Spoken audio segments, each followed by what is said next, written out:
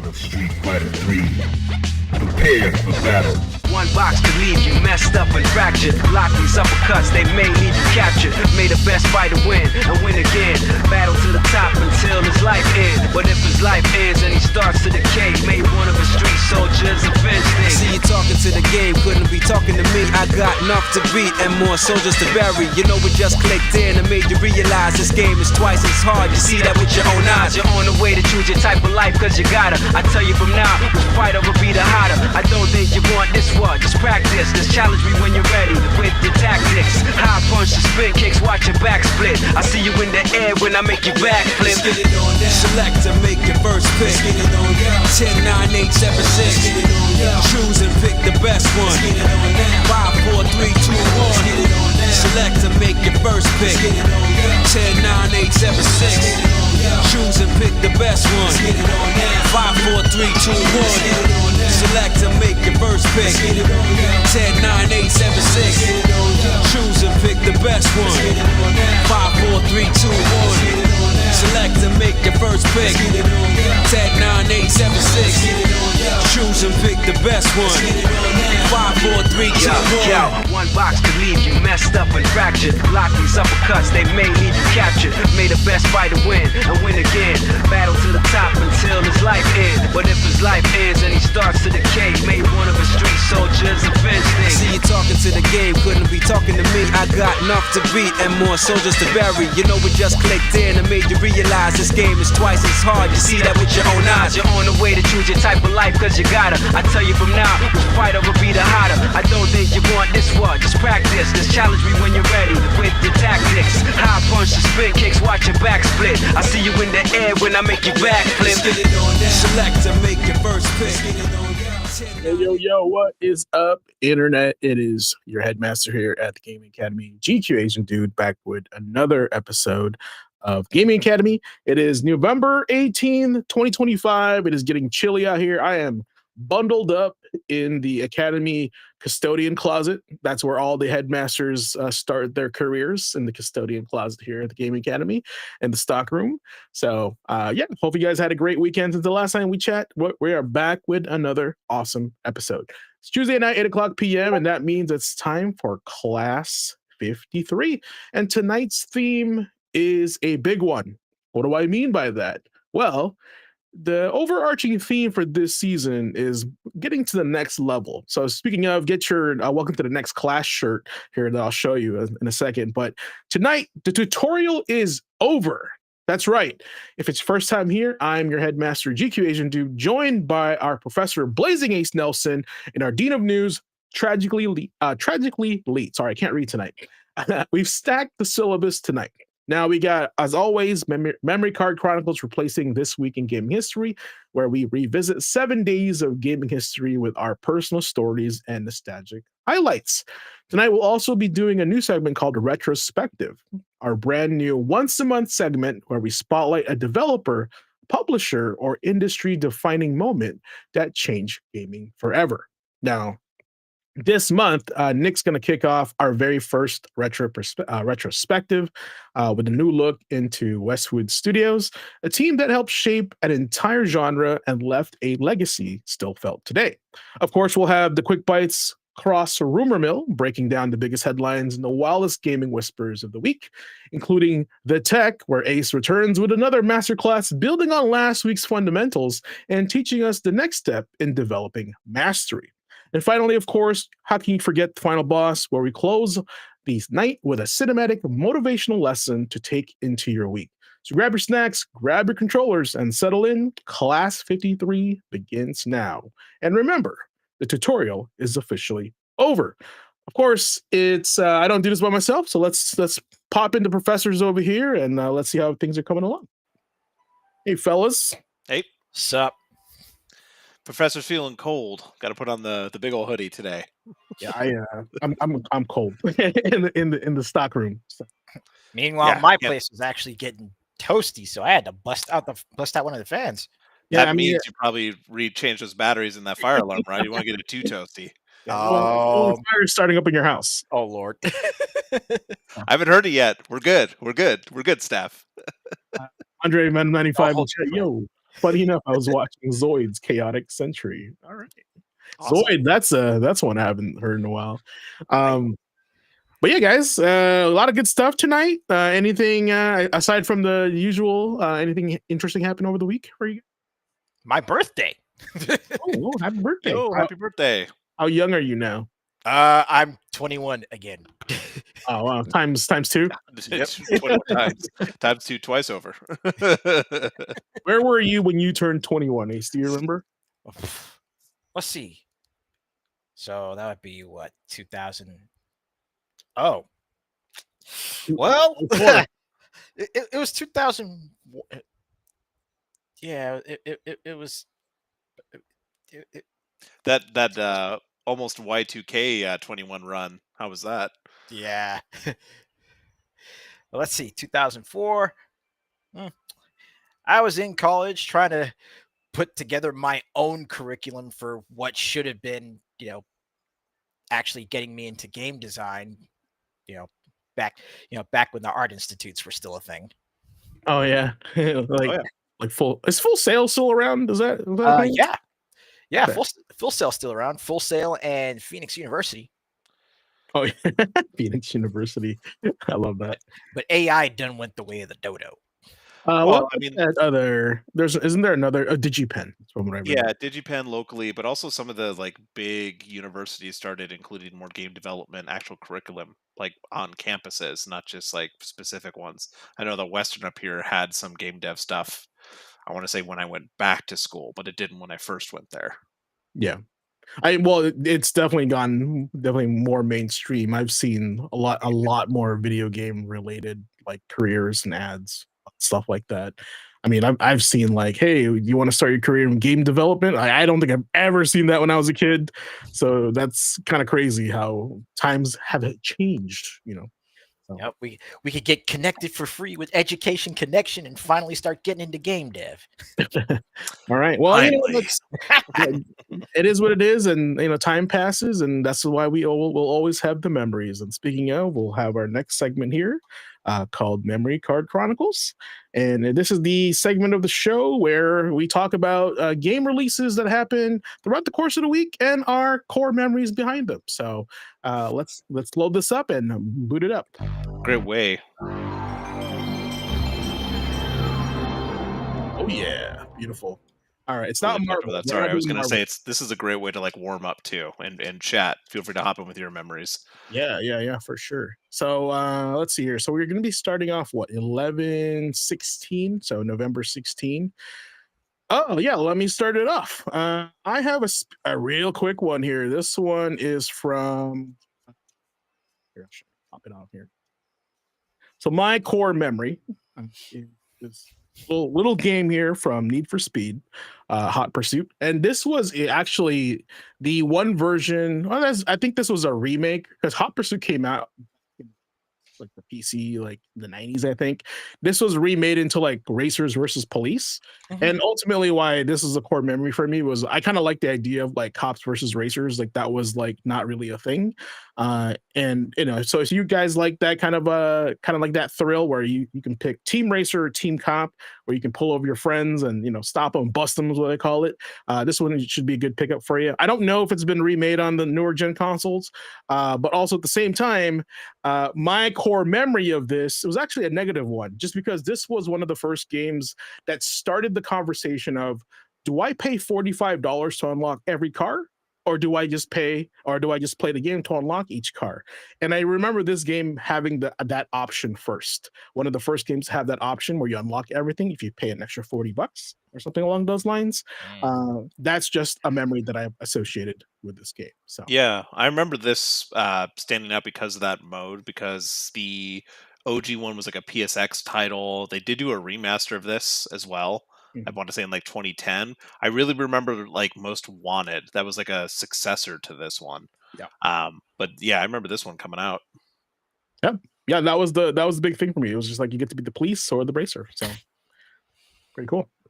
Yeah, that's about it. That's about it for me. Let's see here.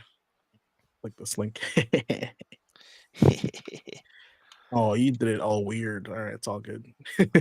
I got you. All right, whose is this one? Man, one guess, right? wonder. I wonder. Hopium is high, boys. Maybe one day we'll get Half-Life 3. Remember last week we were talking about all the crazy buzz about it. Right now, the Half-Life subreddit is still going rapidly back and forth between Hopium and Nopium right now about it Mhm. actually happening, if it's going to be announced. But I am highlighting Half-Life 2 2004. Still one of my favorite games of all time, and I think one of the best games ever made. Um, it really stands alone for me. I really wanted to highlight this because I've done it before. I've talked about it on this podcast with you guys, but I mean, I've replayed this multiple times, and it really just goes to show that to this day, there's still things I really, really enjoy about it, and it still stands out. A lot of it being the world building, and the fact that when I jump back in, it just still feels so lived in and so immersive, despite its age. Because it's a while, and it's 21 years now since it's released, and it's still up there on best of lists for a lot of people. Ace, did you ever end up playing too? A little bit, but didn't really get into it. Yep, fair enough. That's Fair my call out for the November 16th. All right. Shout out to r/Half-Life. Maybe this is the third time I brought it up. Maybe that confirms it. I don't know. Oh, man. You Half-Life fans are wild, so I gotta say. Yeah. All right, I see a big fist on the screen. What's this one about? Speaking of 3, Of course, this is the one I picked. But yeah, my call out for the 16th is one of the classics. Like the Budokai series was the anime arena fighter that really kind of opened the genre up, right? But Budokai 3 especially, because it took everything that 2 did as far as refining the system, and then just like further expanded on that with a much larger roster and some streamlining of some of the moves and how you use the capsules to you know to for character progression. But Budokai 2 and 3 still remain actually 2 of my favorite fighting games on the PS2. If you get the chance to talk to Thomas Duder about it, ask him about the Piccolo incident. Oh no, mine is who the fuck is Nail? that's my Ask him about the Piccolo incident. I don't know if I got a present for you. Like, knowing Duder, that just seems like a really. That's not a sentence I want to ask him about. Almost sounds like the pickle incident. It's like, Cool. Yeah, I do remember just playing this game at my buddy's place, like, and this is the one that had like the rock paper scissors like clashing, right? Mhm. Okay, or mashing, one of those two. I remember that. It actually incorporated both. Okay, yeah, I just remember it being really fun from what went down. and I remember it having like a decent roster too, and like pulling in some GT characters. Yeah. Oh yeah, 3 was like the epitome of that. I think Tenkaichi was like the other version, but here's a game that I want to see come back. This one's not mine, but yeah, I do want to see this come back. Nah, this one's mine. I wanted to call out this one because it was one of the games I played on Xbox, and I did not care for stealth games. I still don't. Stealth games are not my jam. But I remember playing this, and just like the methodical approach that this game had, especially with like light and sound mechanics as well, you had to pay attention to. I mean, all of that set in a strong, like super realistic atmosphere, really grounded with its story, like Tom Clancy kind of story. And this thing spawned an entire series. So I felt like this was something on the 17th in the past that is worth shouting out. This game. Hey, Splinter Cell, happy birthday! And why can't we get another game? Heck yeah! I mean, funny enough, I've actually been like taking a look at some old clips like over the course of this past week from Splinter Cell Conviction. And I'm just sitting here like, brother, we need to get Michael Ironside more work. Right. Yeah. I mean, not only his voice, but like each game had its little something that it did that was a little bit different. And it was really cool that they did some different iterative stuff. Like the one where you can play like you're Sam Fisher, you're like trying to go undercover in jail, and you have to walk that line between good cop, undercover cop kind of thing. I thought that was really good. God, there was some of the later ones too got more actiony, but yeah, no, this one started it all, man. And there's a lot of rumors about potentially what X Defiant became was a Splinter Cell game. That was something that was in the rumor mill this last week, but one of the devs that worked on it said that wasn't the case. So Oh. still no clue where Splinter Cell is or when. I always considered, since this came out on the Xbox first, right?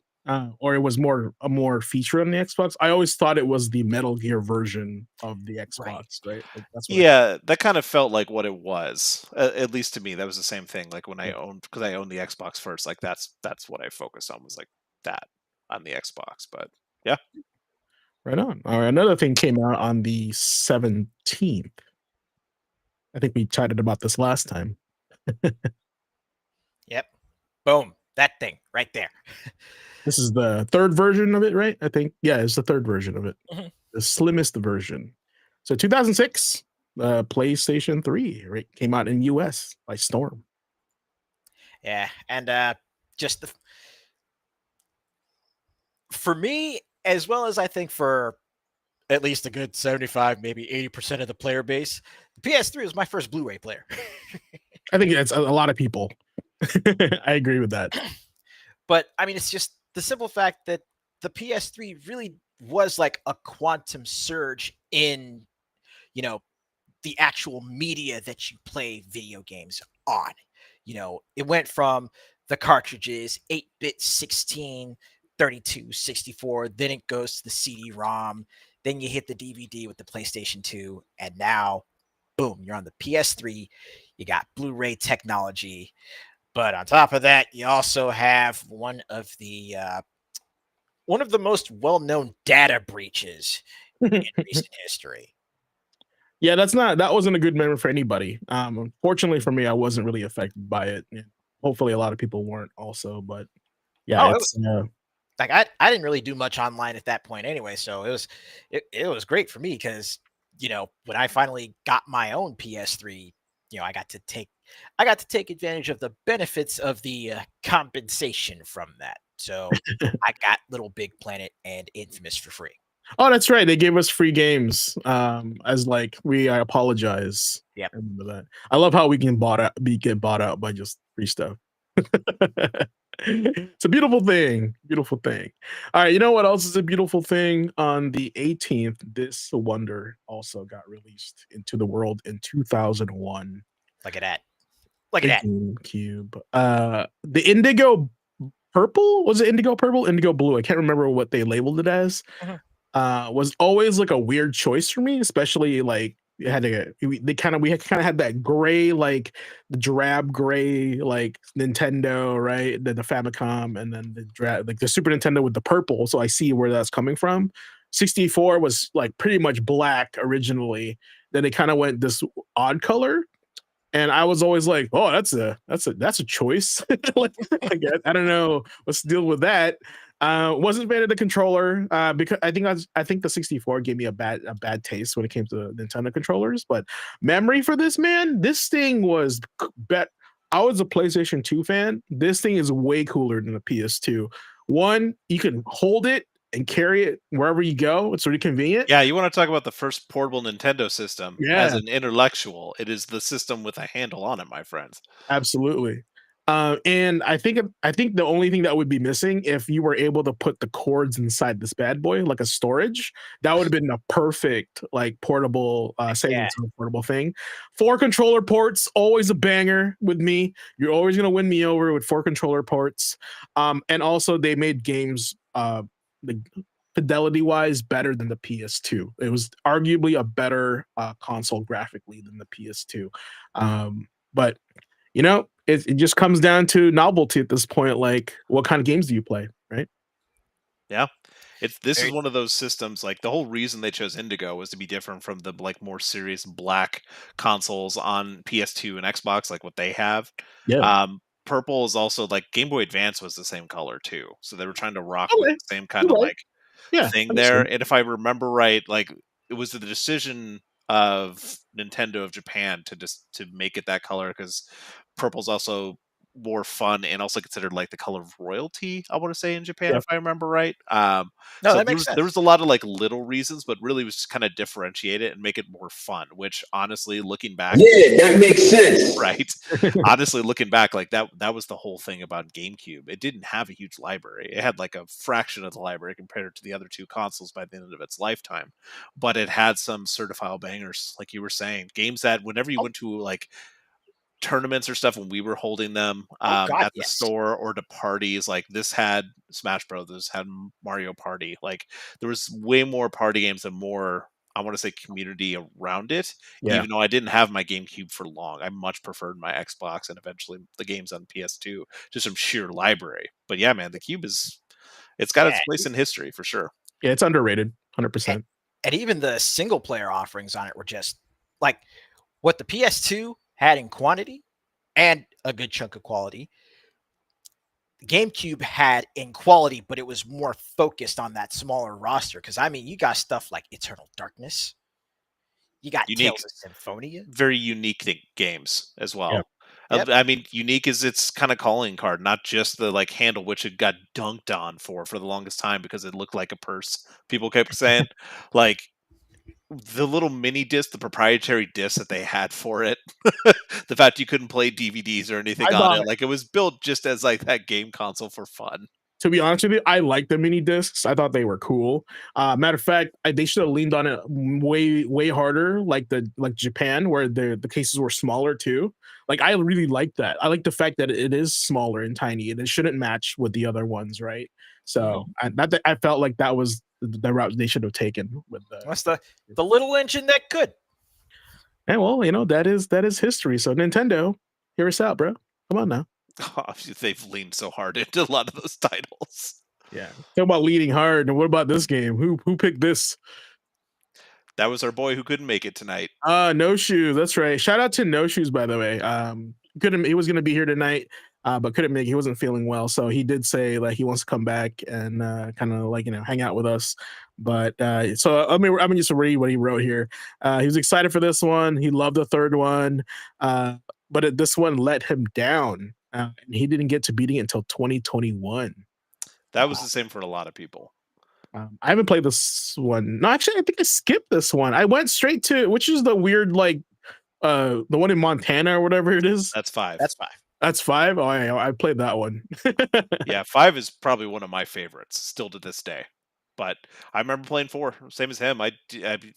3 was so peak for a lot of people. It did a lot of things, like the writing in it, especially like the villain writing in it. Right? Yeah. It was really hard to live up to it. Plus, one of my favorite DLCs ever made was Far Cry 3 Blood Dragon. Like that game just had so much going for it, and I don't think 4 quite lived up. They did more things, they did different things for sure, but I can see why a lot of people would have been disappointed in it after playing 3.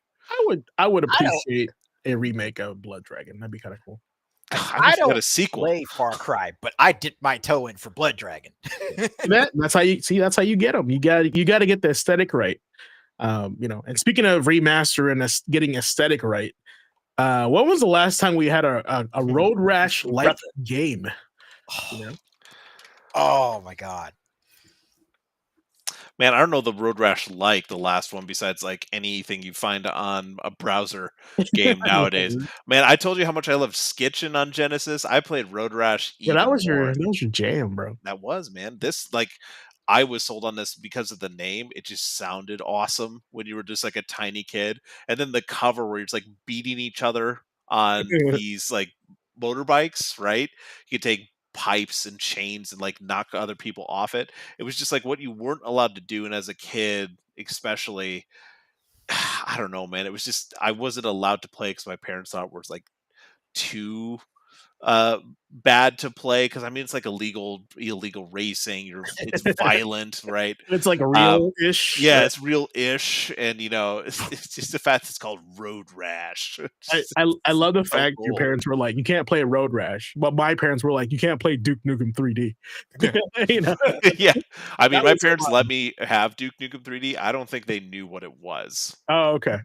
So and that just goes to show, man, like how different it is nowadays for parents, especially me being a parent. parent now and like knowing games and just like you won't exactly know by looking at the title of some of those older games, but like now I can piecemeal it. My parents could Like you not. have experience, yeah. Yeah. So this is the only closest game I can find that's like Road Rash, similar adjacent. Road Rage. How about that? So this one is not like a racing game though. I think it is partial racing, but it is like a map that you go around. You road rage it up like this. So I'm assuming they kind of like made this to honor Road Rash, but not related whatsoever. How about this cover for this one that came out? Oh boy, Road Rash Jailbreak. This looks like a sequel or something to Full Throttle, like an offshoot. I What mean, is this game, bro? I think it predates it. That one was a. It was it was on the PlayStation with a handheld port that also went to the Game Boy Advance. It has an interconnected road system and two-player cooperative play with a sidecar. I just think it's funny that like this is the last memory we've had of Road Rash, but we had really good memories with the, the original. You know Yeah. what I'm saying? Like, I mean, what the was the- original 2 and 3, like especially 3, I remember playing just because that one had like more like international locales you can go to. So I remember playing that a lot as a kid. But yeah, man, the last like Road Rash were like 2009 or something, and that was like a mobile one or something. Yeah, I miss it. Surprise. Here's a game that do you remember playing as a kid? How about that one? Tell us more about this. Yes. This monstrosity. Oh, okay. So, if y'all have been seeing the memes around about Pepsi Man, well, look, Sneak King is the Sam Fisher to Pepsi Man's Solid Snake. I hate all that. But this was definitely at that point where pop culture game tie-ins were still a thing. And Sneak King, honestly, this game legit took me by surprise because it was like, this game actually does stealth kind of nice. And your only objective is just to basically recreate the old Burger King commercials where the king would just show up, pop out of random shit, Majima Everywhere style, and hand people burgers. This photobomb people. Right? Just photobombing you with food. It's how we talk about how like expensive to make, like in this current age, but then they make shit like this back in the day. So it's like, did they have extra money just lying around, or were they just like, no, people funded this? Like, what the heck? Yeah, Burger King funded this, and the trio of games that they came out with, including this one, were way better than they had any right to be. Right? Yeah. What was the other game? The racing one? It was Pocket Bike Racers, Sneak King, and then oh shoot, what was the last one? There's 3? I thought I remember there being 3, right? I'm pretty sure there was 3. All I know is like if what would be fun if like this day and age, like you go to Burger King and you get a little sticker, you get this as DLC for your favorite platform. It'd be cool. What I would like to see, what I would like to see is just like something as far as like a new fast food mascot game with the king, with Jack from Jack in the Box, Wendy, Ronald. Didn't someone do like a mock-up online of like a fighting game where you got to play the mascots? Yep. Probably based off like Terrordrome, but I don't remember. Or even better, base it off of something like Wu-Tang Shaolin style. Oh, that'd be so fun. I think that'd be so fun. The flourish. Yeah, I mean, you even get to do like little flourishes when you hand him the burger. It's just this man's walk, bro. It is peak absurdity, but like games like Rumble Roses and Dead or Alive Extreme Beach Volleyball, Under the Hood, Sneak King was actually really fucking solid. And it, like Andre said, it did not take itself seriously at all. Now would be like, how do we make money off Sneak King? That's like today's day and age. Oh no, it'd be tied to an app for Burger King, so you can Oh, actually yeah. buy stuff or get money off by achievements. You're right. You're right. You're right. Why did I think of any less? Oh, right. Here's a game that I wanted to come back in its original form, because now it's been reduced to a hero shooter. Ugh. So my core memory of Rainbow Six Vegas was actually watching a buddy playing on his 360, and I thought, oh, cool! It's like a more down to earth version of Advanced Warfighter, right? It's more tactical. It's slower. It's what Rainbow Six originally was on PC, where you like check your corners and like you like time your shots to like you're stealthily like breaching and stuff like that.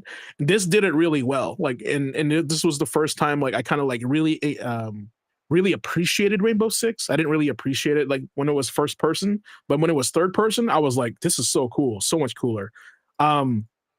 Also, one of the first games that like made me like rappel through a window and crash through a window. That's dope. Yeah, because when I was younger, I had played a game on the Nintendo called Rescue: The Embassy Mission, Ooh. right? And it's funny because the artwork is just doing that exactly. Right. Nick, if you could find gameplay, I can show you why this gave me PTSD for this game. Of Rescue or Rainbow Six? Rescue, yeah. So when I played Rainbow Six, it reminded me of this game and how much I enjoyed this game.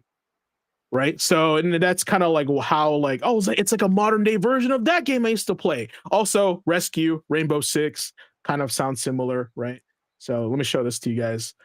So this is you plotting out your entry. So the whole point of this is to get into the embassy and rescue the hostages. I like how that guy looks like Cobra Commander. So this one is like you just have to avoid the spotlight and you get to hide in these bushes or on the doorway so you don't get caught. And then like once you make it past this stage, the game changes to like a third person shooter, right? So like it's like dynamic. And for a Nintendo game, this is like a big deal. Like this is something that's like very unique. So he like Mike made it into position. Now like he gets to play the sniper for you. Like he'll get to cover you. Go ahead and like skip forward a little bit to like another section.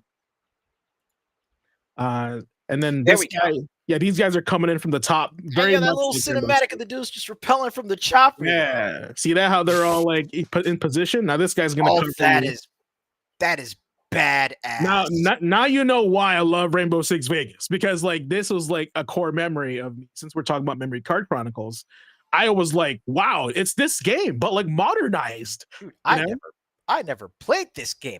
I've seen the box art. I've seen. I've seen the box in the stores, but I've never played this. But I feel like I'm having a core memory from it. Go ahead and fast forward to like them breaching inside. This is cool as hell. Yeah, for a Nintendo game, this is it right. See this? They're going door to door. Breach. Boom! Let's go. Door to door. Yep, and he's gonna be peeked room to room, clearing it. Like for a Nintendo game, this is awesome. Look at that. Like this is peak Nintendo. They're maxing out the Nintendo's capabilities. I honestly can see why you make that connection and how this has like early DNA to Rainbow Six. Yes, because I didn't play Vegas 1. I played the hell out of Vegas 2. Mm-hmm. I'd have a lot of memories, a lot of really good gaming memories and friendship memories because of Vegas 2. So, and I could see just some of the basics just in this. That's awesome. Isn't that cool? It reminds me of like SWAT, the SWAT games on PC as well, like the tactical part. It's like the skeleton of Rainbow Six, right? And I'd be curious if you found out like if that was their inspiration for that. That'd be kind of fun.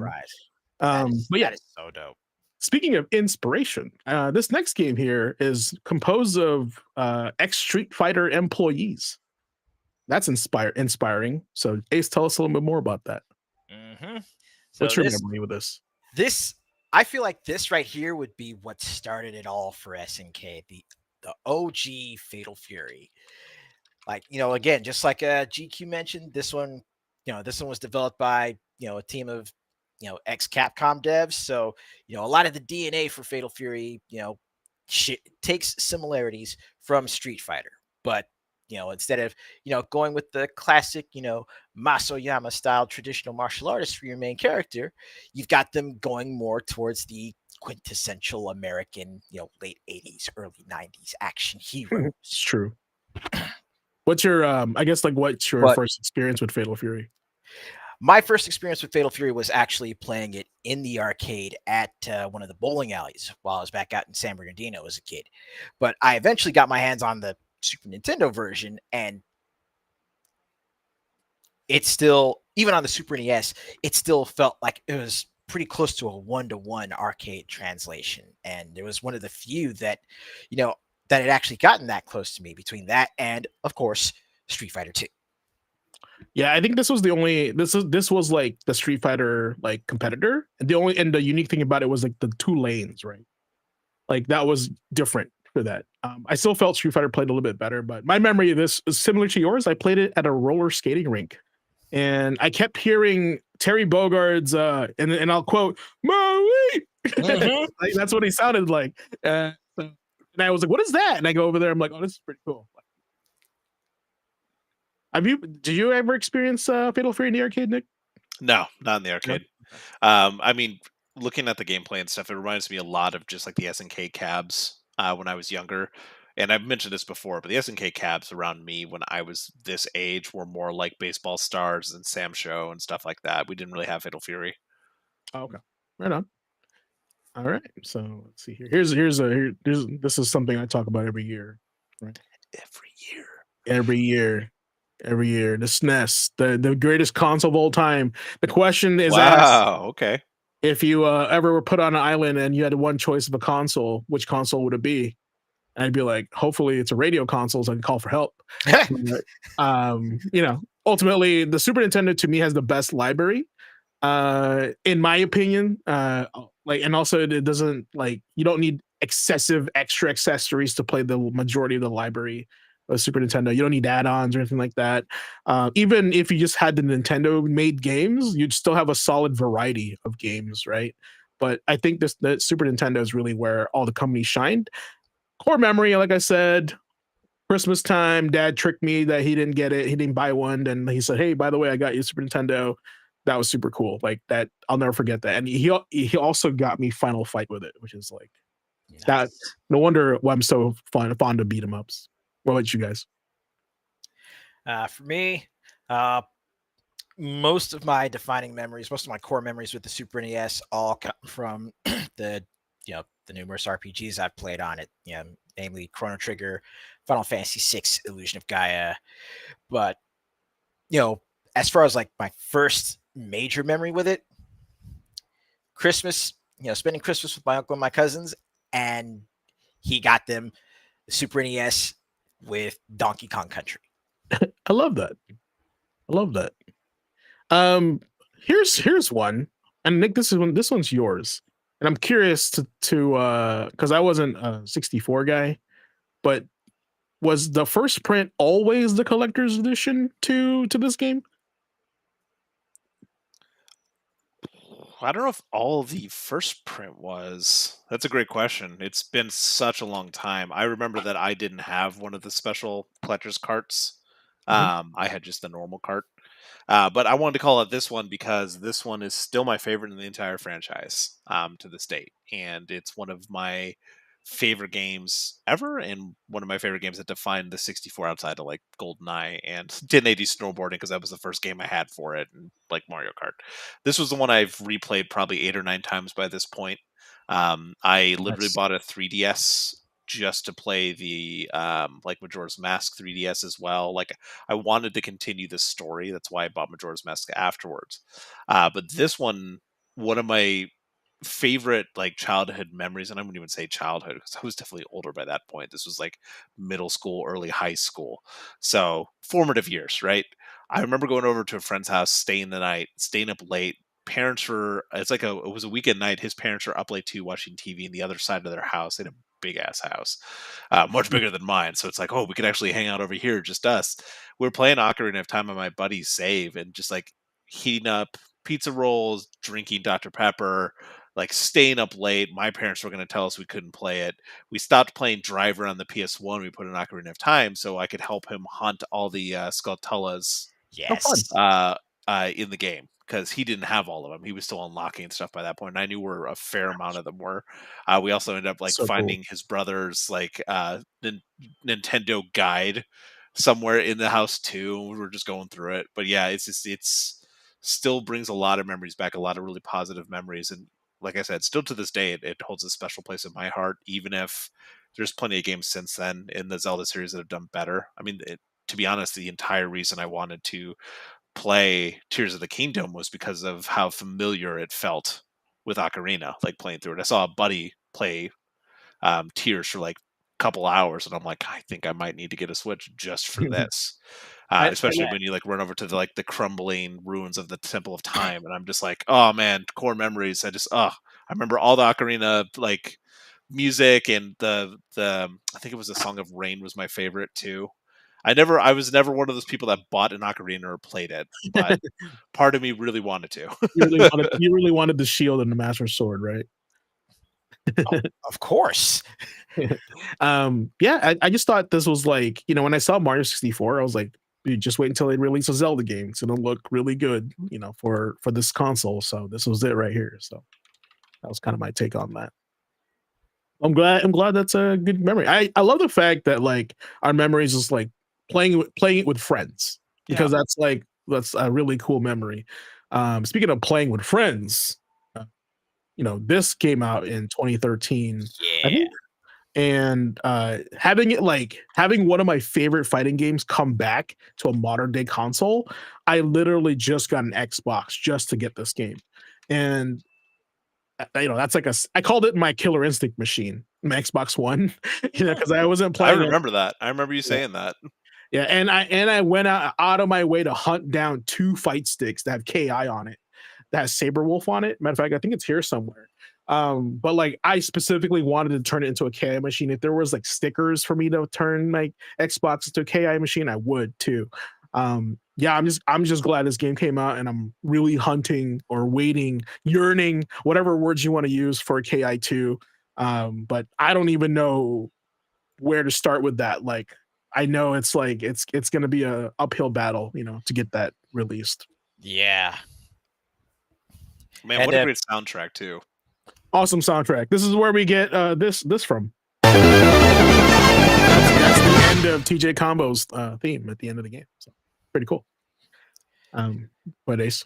But yeah, I mean it's funny, but at the same time shouldn't be surprising that both you and I actually picked Killer Instinct for this day. I mean, heck, back when the Xbox One came out, like Killer Instinct 1 was the only game I had played for it, and it's like, if I do pick up an Xbox One, I want to make sure I get it. But eventually, KI hit Steam. Yeah. There you go. And I'm so glad I was able to pick it up then, because it was pretty much the complete edition. So it was like everything from seasons 1, 2, and 3. Yep. And the dope part was that it felt like this new KI actually retold the story of the original Killer Instinct 1 and 2. And then expanded on that with certain other characters like Arya. And then, let's see, like Arya, Kanra, Omen. And the guest characters that were added to it. This is one of the few times where I could say guest characters being added to a fighting game does not dilute the identity of the game itself. I think it leans into it. It really does. I mean, come on, bringing in one of the Battletoads. Also, KI. Chat, just if you want a really inexpensive fighting game that's very robust and like it feels good to play, Killer Instinct's one of them. Just take our word for it. It's less than $20, right? I think there's a free version where you get one character for free that rotates every week, right? I don't know if that's still a thing, but yeah, check it out when you guys get a chance. Nick, you got to tell me, man, does this game have VR? Because I feel like it should. They did release a VR version. Ooh, word? On Meta or what? Where's it at? What platform? Quest VR. Okay, yeah, this is a game that needs to be VR, and yeah, I actually like this game a lot. Yeah, I think it's actually a game that was way ahead of its time. It was meant for VR after playing the VR version. Buddy of mine had a Quest. I borrowed it just because I wanted to play Res Infinite, which was the VR version of this one. But I wanted to call out this one, man, because this was a unique game. Wireframe, action shooter. Honestly, it sold me with its premise and like the really cool soundtrack. I loved the music on this every time I saw it booted up. Super unique visuals, great music, and you're basically hacking the system. So it's like you get to be a hacker in this really cool thing, and you get this great music too. It's like I was living my Matrix Underground kind of like vibes way before I knew like much more about it when I played this game. But yeah, the VR version's actually pretty sick too. So yeah, man, music rail shooters, very unique, very weird, very out there, esoteric kind of thing. But I just remember loving it back in the day. And every time I got to test a PS2 or a PS2 disc, because I think this was one of the blueback discs that we had to test. It was still CD. Yeah. Yeah, if I remember right, it was a blueback disc. So whenever you test a PS2, for those who don't know, you have to test 4 disc types to make sure the lenses read all 4. So this is one of the ones I put in. If we didn't have it, I'd find a different one. But this is one of my favorite to put on. That's a good trivia question. Like which color matches which format on the PS3 disc or PS2? Which is a trick question too, because 2 of them are clear. Because there was the basic CD one, which was the blueback. There was DVD, then there was dual layer DVD, which were both clear. Games like Gran Turismo 4, if I remember right, was a dual layer disc, so it was like extra density. And then of course you'd have to watch or be able to read the black PSX discs as well. Yeah, Snake Eater, I think when they started doing dual layer DVD, they started looking goldish, right? Looking like a hue to it, yeah. Yeah, because Snake Eater is one of them as well. So yeah, Snake Eater, and I think, which is probably why it's been so tough to emulate up until recently, but Valkyrie Profile 2 was also a dual layer. Oh yeah, and it's also one of the last PS2 game released, so that explains that. So yeah, and then I think they just started doing dual layer DVD to make sure everything fits instead of like putting it on 2 discs. Yep. So anyway, hey, Core Memories, awesome.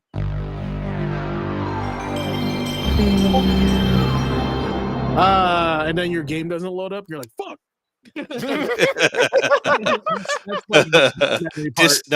Disc is unreadable. Pops where it just boots to the BIOS screen. Yeah. And it's just that's the PS2 logo.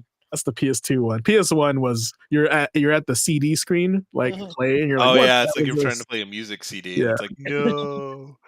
All right, moving on to our next segment here. A little bit of quick bites. Take her away, Nick. Oh man, quick bites. That came up quick, no pun intended. Another week in the books, boys, and any gals on the screen. We've got more quick bites for this week. I'll make it as quick as possible because we have a lot of talking to do tonight. If you didn't hear, Game Awards 2025 have just announced all their nominees for this year's event. I won't go through the entire list. There's some notable ones, some really interesting things coming up here shortly. I mean, TGAs take place on December 11th, so we're coming up quick to that. It looks like Expedition 33 got the most nods with 12 total nominations, which, if you didn't know, is the most ever in the history of this event. Game of the Year noms, I just figured it'd be worthwhile calling out the biggest one. Remember, last year was Astrobot, ended up winning. This year we're choosing between Clair Obscur Expedition 33, Death Stranding 2, DK Bonanza, Hades 2, Hollow Knight Silksong, and Kingdom Come Deliverance 2. What are your thoughts, guys? I think it's like that's a good roster. Also, none of those have live service, right? Yeah, as far as I know. Yeah, interesting call out there. Yeah, maybe. I think that's speaking volumes right now. That's all I'm saying. Exactly. Right. Granted, this is voted on by a group, so it isn't every single one. As we know, there's been some streamers that have been calling out lately about what they think should or shouldn't be considered Game of the Year, or what they say is not worthy of Game of the Year, and they're going to tell you to boycott it. But hey, not our choice. That's just with the nominations. The day after last week's pod, speaking of the last podcast, Valve was super kind. They were perfect in releasing their newest hardware offerings the day after we streamed. If you didn't hear about it, that's the Steam Machine, aka the GabeCube, as it's being called now, forever henceforth.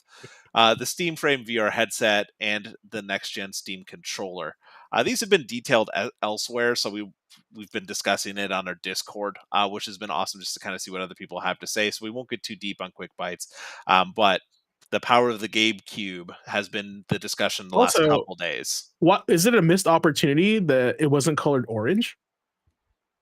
No, there's been people throwing out those kind of like mocked up versions of different things. Someone like mocked up the like supply ammo crates that you see in Half-Life 2. I love that. Some people were saying you could troll by like hiding a Lambda 3 somewhere on it too. Like people are having fun with it. Yeah, they could have done the orange box. That would have been so cool. Yeah, I'm sure that's an option.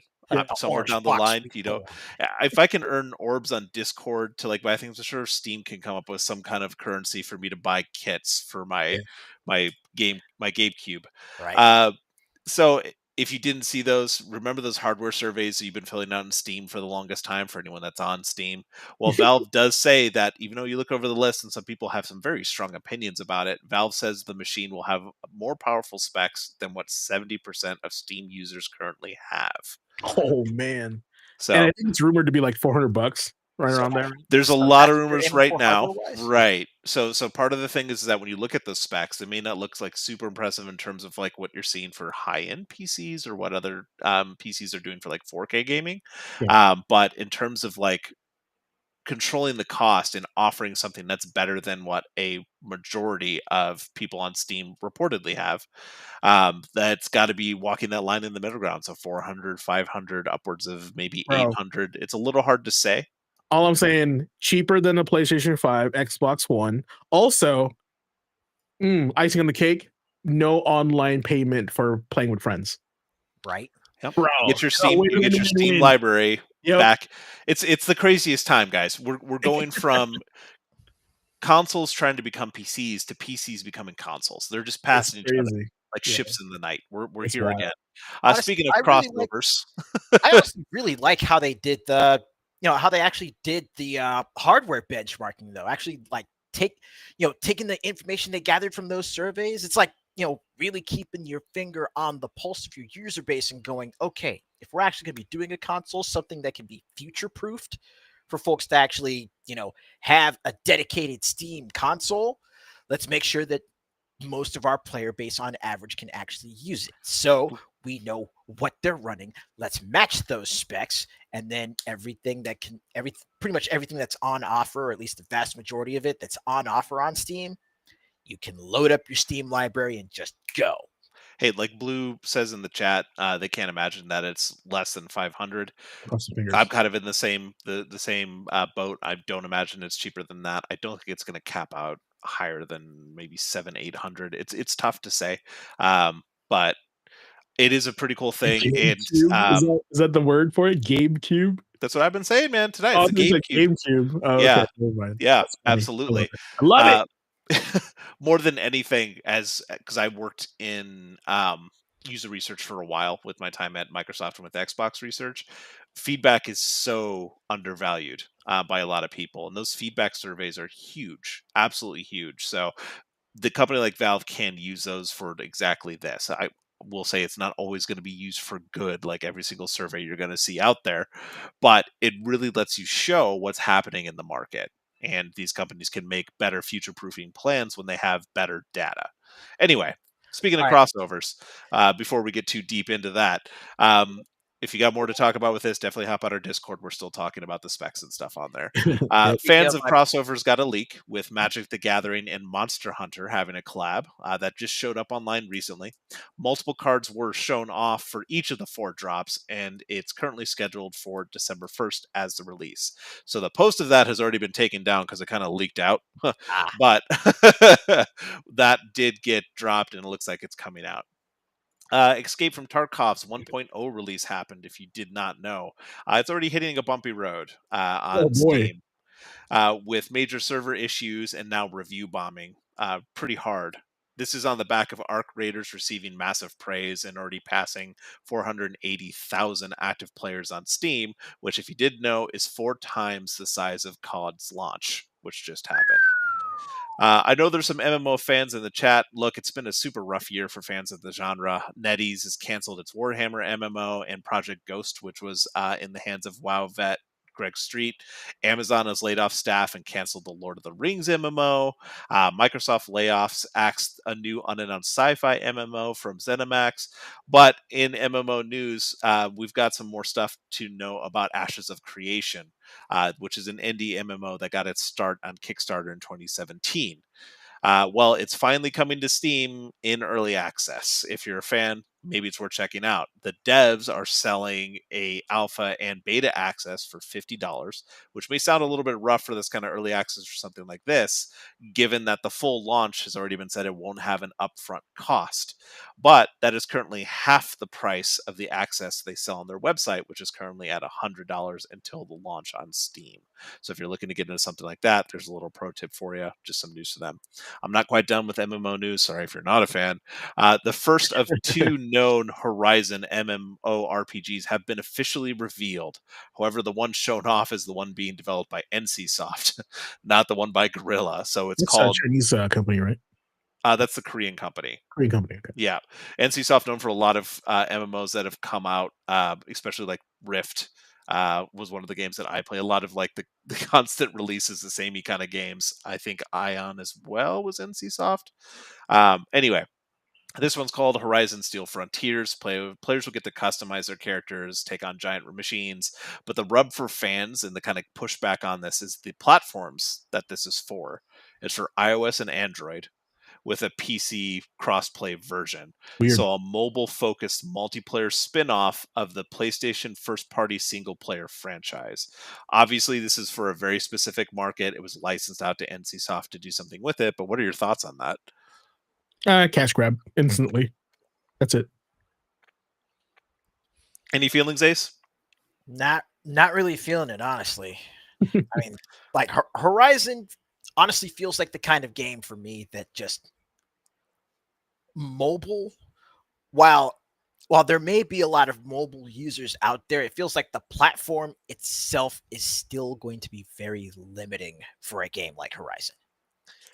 You'd think so, but the amount of money to be made in mobile is still insane. So again, that's in licensing it out. Remember what we've heard about Blizzard potentially licensing out like StarCraft and stuff. Mm-hmm. Like they're still looking for those other markets. But yes, as Andre says in the chat, I'm a huge fan of Horizon, the mobile version. I'm not moved by it at all. There's still the rumored Guerrilla Games made MMO for Horizon in development. We'll see when we hear something about that. That one I'm interested in. But yep, there we go on that. Microsoft's next Xbox partner preview event is landing in 2 days on November 20th.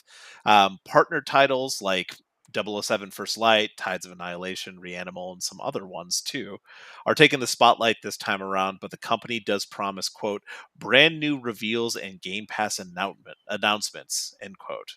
So we're super close to the TGAs, right? So I don't think this moves the needle much for where Xbox is currently in people's minds. But if you're a fan of Xbox, you're interested in maybe getting some eyes on that First Light game a little bit more, that's when it's happening. Ace, are you a fan of Death Stranding? Ish, James? Never played it. Well, we already knew there was going to be a live action title for it, but we just heard from Hideo Kojima and Disney that it's also getting an anime series as well. So called Death Stranding Isolations. It will only be on Disney Plus starting in 2027. So a little bit of interesting news there. Rockstar Games. Some people in chat talked about it last week too. We were talking about the news, not only because of the delay in the release date, but just kind of everything going on with their legal battles. They're continuing to face issues after laying off 31 GTA developers on October 30th. Days after the news broke of that new release date being pushed back to November 2026, ostensibly to continue polishing the game for release, Rockstar says that the firings were over leaks, that these people were leaking sensitive information about the game in development. Some people aren't buying that as the Independent Workers of Great Britain trade union has filed legal claims against those terminations, with workers who were let go said they were fired for trying to unionize. So unionization is something we've talked about in the pod as well. Looks like Rockstar might be doing a little bit of that before a little union busting potentially. Don't actually know, but that's kind of legal stuff that's going on. Not only that, but just kind of broken the last day. Protests from the fired staffers took place in London, and now 220 remaining GTA 6 devs have signed a petition to the company to have those people reinstated. So another twist on that. They're kind of pushing back on those things happening. Okay, cool. Tomb Raider developer Crystal Dynamics is in the news again, and unfortunately, it's not good news. They just announced that they've terminated nearly 30 more developer jobs as they overhaul their teams. The big reason to note, and the reason we're calling this out, is this is the third time Crystal Dynamics has reduced its size in 2025 alone. This is the third round of layoffs, I believe, in 8 months. Last bit of quick bites is the weirdness happening over at Ubisoft. I don't know if you guys have heard this, but in the 11th hour, right before their earnings report was going to be released, the company delayed it and paused all share trading. This stock freeze and delay is really unusual, and there are rumors swirling that this could mean a privatization deal or maybe acquisition of Ubisoft. Though internally, the company's CFO says it was taking extra time to finalize its results. We know it's been a tough year for them. Tencent is already the company's largest shareholder. So there's talk about potentially something with that. But after EA's recent acquisition, it's worth gamers knowing where some of their favorite properties and the new owners are. So that might be happening, something that's happening, but hey man, that's kind of weird. No articles this week. I am going to skip the rumor mill because we got plenty of stuff to talk about. I know we want to get to the tech. We've got a new segment we want to roll out. I'm just going to end with one kind of talking about topic because we did that last week. We got some good feedback. Let's just talk AI really quick, panel. This is something we've been kind of batting back and forth. We know the tool can be both good and bad, seen as a way to like create faster iterative development and creative ideation, but will instead lead to less jobs and more creative homogenization, right? Call of Duty Black Ops 7. Let's talk about that. You guys know it's not doing so hot. I think I saw something where like its physical sales are down 61%. That's a pretty crazy number. They just had the franchise's worst launch on Steam, and so far it has the worst user score the franchise has ever seen. It also pretty much is in the news because it got called out in U.S. Congress over the AI-generated art that users have been pointing out as some of the worst AAA AI slop to date. Calling cards, promos, and some other generative content. The larger issue here is really optics. Call of Duty makes so much money, and while it costs a lot to produce those titles, year-over-year profit, they're still showing that there's growth there. And that growth apparently means that they can't hire actual artists and creators for content, instead opting for quicker and cheaper AI generation. I mean, at this point, Congress is calling for regulations as it's becoming increasingly noticeable by a wider population that AI is being used to eliminate jobs for profit margins instead of improving the current workforce's lives.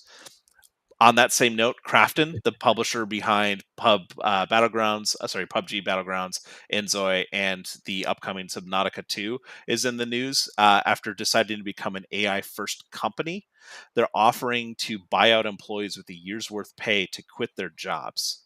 This is right after the company reported record high operating profits, which came out to roughly $717 million US dollars. Oh man. There's also reports now that Krafton allegedly used ChatGPT to avoid paying a $250 million earnout, if I remember right. Those details are part of an ongoing investigation, so we can't really know for sure until that comes out. Speaking of Ubisoft, they're also in this AI conversation. They just promised to replace AI art that was found in Anno 117 Pax Romana, which is that game that just came out recently. That thing was just released and was called out pretty much right away for people noticing a lot of AI-generated art. The company released a statement saying that images that were pointed out were, quote, placeholder assets unintentionally slipping through our review process. Sounds like Marathon. Sure. Interesting, right? On the flip side, and this is just as an example in this AI conversation, Arc Raiders was called out recently as well about AI. This is maybe a better example as the flip side of that. They did use AI tools, but primarily text to speech on additional item and location callouts. They still hired professionals for voice acting, and those professionals were told upfront about the company's intentions with their AI tools, including signed contracts which had royalties for future uses.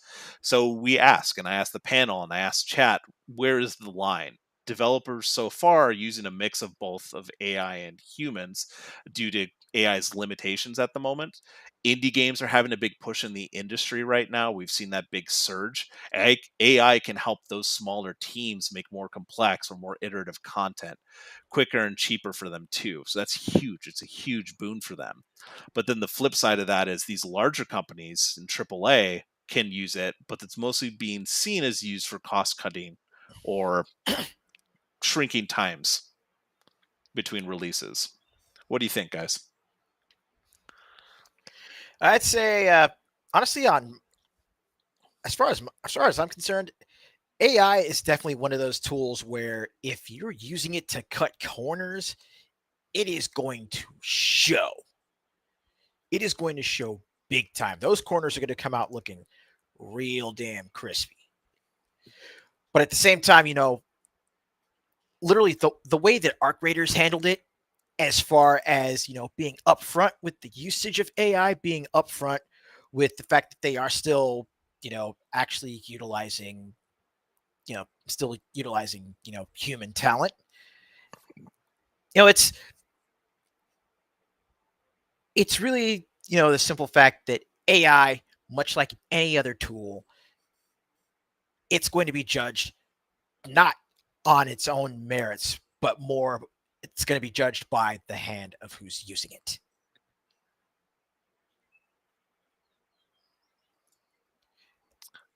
GQ, I can see you thinking there, man.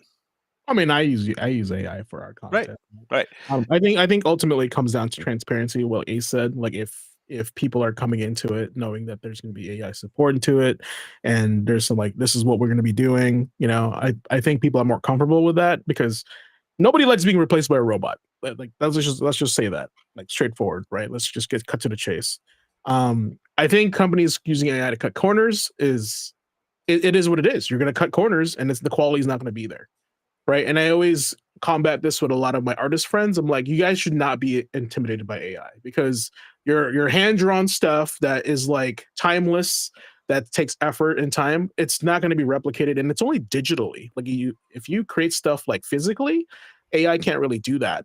Now, in this case, as far as gaming goes, I think that there's going to be more attention to detail when the person's behind that. So it's up to the company to make that decision for themselves. And this is when I was talking about, like, is the game designed to make money or is it designed to be like an awesome art piece, right? Because if you're the latter, you're going to want people behind this and kind of like inspecting everything. If you're just out there like to mill a game, to pump out a game and make money and come back, people are going to use AI and it's going to show. And this is why people are kind of complaining about it. So. Yeah, it's very much the context of where we are as an industry right now. We've talked a lot about this, but the rising cost of development means they're looking for places to cut corners. It's just where you're choosing to do it. Companies are still having record profits year over year over year in a lot of these big games.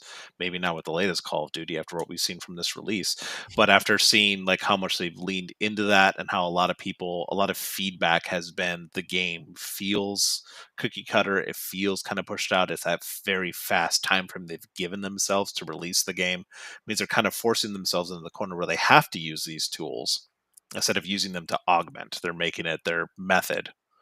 So yeah, no, it's an interesting conversation to have. That's why there's like 4 or 5 articles talking about all of those different ones. So instead of just like ballooning this out of there or showing every article, it's just like let's just shrink it up, talk about it real quick. I have a feeling down the road, games are going to start being labeled with like AI has been used in some of the aspects of the game. So that's already happening too, Okay. and it's Gotcha. happening like Steam, for example. Like Pax Romana, if I remember right, did say that Ubisoft did say like AI was used in iterative or generative reason, whatever, right?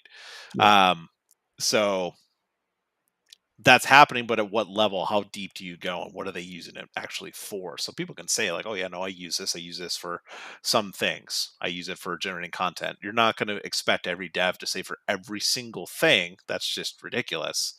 But the flip side of that is if it's being used for like Pax Romana is a good example of they're looking at these like classical Roman like artworks that look like they can be done, but people were quick to show like, oh, that person's missing a head in the background. It's very clearly AI from the way it's laid out, right? So it's just interesting. And like I said, there's a lot of context here. There's a lot of conversation to be had when we move forward as an industry, but that's just kind of where we're at. A lot of things are happening right now, and not all of it good. Yeah, I think ultimately we'll get to that point where like a lot of AI will be used and people will be like, you know how like using Polaroids is the cool thing now, right? I feel like we'll go back to that. We're like, we'll start using AI and be like, oh no, this is hand drawn now. Like we'll go back to. We'll see what happens. That's what I got for the news, guys. No rumor mill this week because the world is ablaze with Half-Life 3 crap. I don't want to get into it again. Well, it's pretty cool, man. Thanks for the quick bites. Love it. All right, Ace, show us the tech.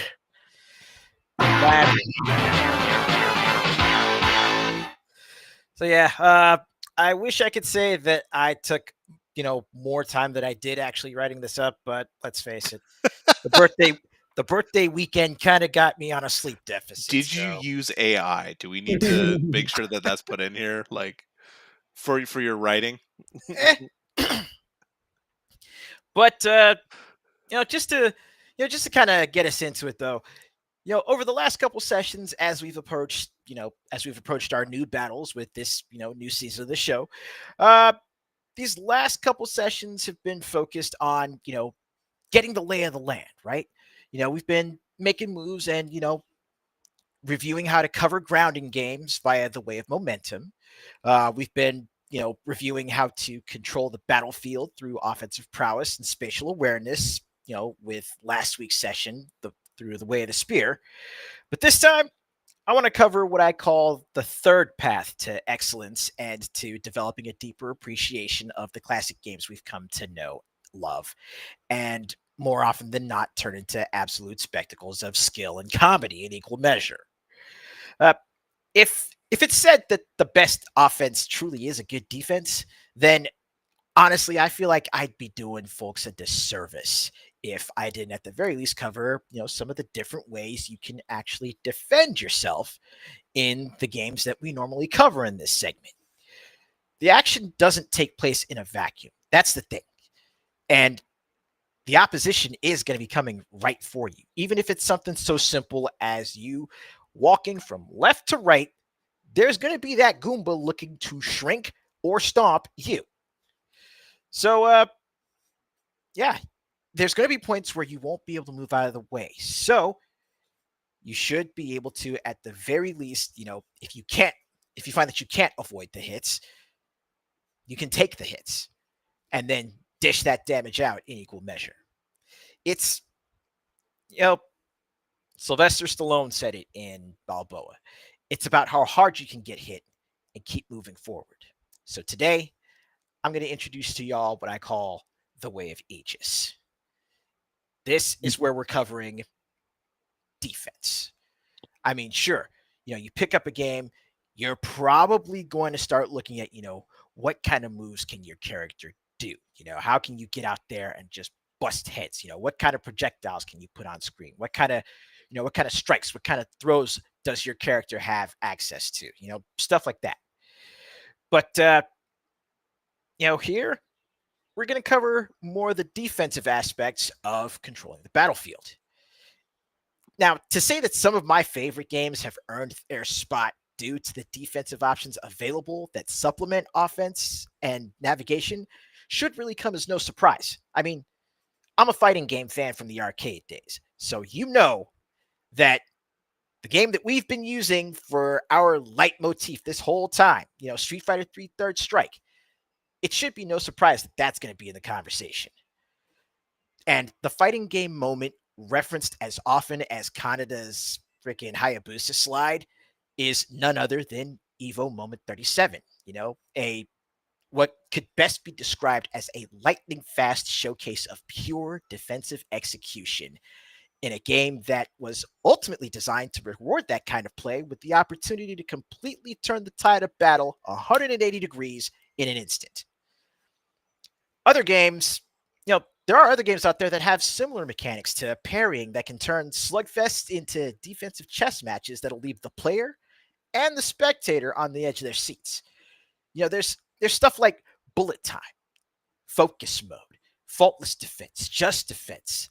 You've got your reflections and your parrying in Soul Calibur 3, for example. You've got the clashes and deflects from Absalom. Gameplay could be seen as a tapestry, right? And every single mechanic in that game, every single aspect of the game, from its mechanics to its audio and visual design, are the threads that make up that tapestry. But it's going to be your defense it's going to be how you defend yourself in those games that weaves all of it together and makes it more tightly woven, so that way you get a good look at the bigger picture. And to kind of showcase that, let's actually go ahead and take a look at one of the newest kids on the block that just released a couple days ago, Where Winds Meet. Now, in the last couple sessions before this, I tied in martial arts. I tied in martial arts and combat sports, stuff that you do offline in meat space as opposed to, online or in game. And, I tied it together because, a lot of those concepts apply offline as well as online. And I figure what better way to actually find an in-game representation of tying together, martial arts philosophy with, gaming philosophy than through this. And funny enough, I'm actually coming up right up here on a combat scenario where I can show off exactly what we've got available as far as your defensive options. Now, of course, this is basically Crouching Tiger, Hidden Dragon the game. So you're going to have your agility, you're going to have your movement. But when you get into the thick of the fight,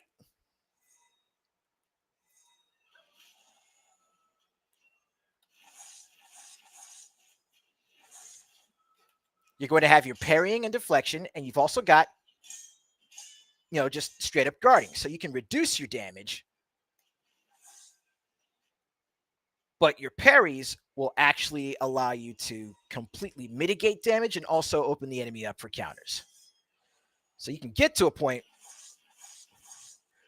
where if you pull everything off correctly, you'll take very little to no direct damage at all, and can turn the tide around with your parries with different counters.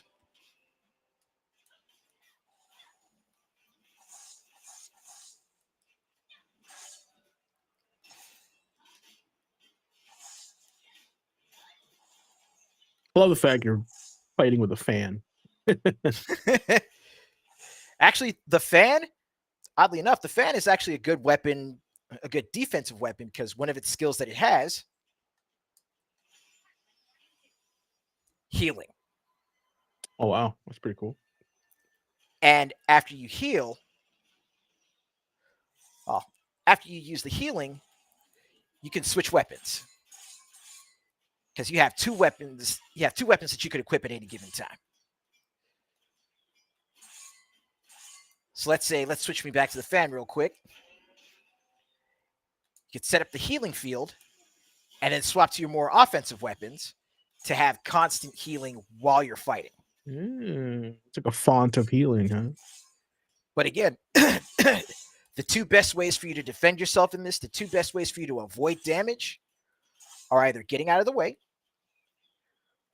or using your parries to control the fight and control where you want your opponents, so that way you can land, you can land your counters once you've got them staggered, or at the very least, just get yourself out of the way so you can reposition Let's try that again. Reposition and recover. Now let me get someplace away from the fight so that way we can, not watch me get murked. But that being said, I mean, let me go ahead and kick over to you guys. I know that, again, the action, the part of the game where you're going through and being proactive is, a pretty big deal when it comes to just, games that you enjoy. But there's got to be some spots, where the defense in the game actually like really enhances your experience. So, what are some of you guys' standout defensive mechanics? I mean, for me, I would say any game that has like a parry, right? It's always feels so much better to parry than to block. And like Sekiro is probably the number one game that comes to mind when it comes to like parrying, dodging, blocking. You're using all of your defensive movement to kind of like wait your chance for that opening, right? When I played Sekiro and I like grinded through that game, I definitely felt that like in the anime, they're like, I gotta block. Oh, an opening. It's my chance. It's kind of like I always had that moment in that game. Mm-hmm. And deflecting in that game feels so good. It's like you earned it, and then the way it's just the way the sound feels, the way it feels when you're just blocking. It ultimately just feels good to be defensive in that game. Oh, Andre said it pretty good there. I'm not a big Yakuza guy, not yet. So Yeah, I was gonna say, Yeah, it took you for like how many years at Mass Effect? I'll get you with Yakuza eventually. there's Yeah, so many definitely numbers. the rush style in Zero. Yeah. That is some primo defensive stuff. And I'll double down with James on the pairing, just the high risk, high reward skill of just like trying to time it exactly right that completely negates the attack. Like seeing people pull off that skill, like we talk about, the Evo moment with Daigo, like it's still I love that's what got me into those kind of mechanics. But I mean, beyond that, what always comes to mind for me was all those years I played World of Warcraft, because I primarily played a tank for, I want to say, mostly four expansions, including the original vanilla. Like, I played tank because I preferred to be there in the thick of it. I preferred seeing the battlefield, making call outs, that kind of thing. Managing your resources and knowing what cooldowns to use and what resources you have available on that kind of scale with that many different abilities, and just seeing like even stuff you wouldn't think to use, how it could be useful in a particular encounter. Like, that's what I love about that kind of like defensive skill with it. Yeah, it's just a straight up tank character, but knowing, like I said, when to use certain things was something that I took away of one of my favorite things and why I stuck with tanking for so long. Well, hey, I mean, like I said earlier, sometimes, just being able to get in there and just hold the line while everything else is happening so you can make those call outs. I mean, hell, the homie Oliver, he's pretty much been acting as our tank when we were taking on Omega in Monster Hunter. He pretty much showed up, shield, lance, and he's over there just poking Omega, pulling aggro, making the call outs for part breaks, while the rest of us with more active weapons like the sword and shield and insect glaive would just go around, hit the part breaks, and keep piling on the damage while he's focusing on holding the monster's attention.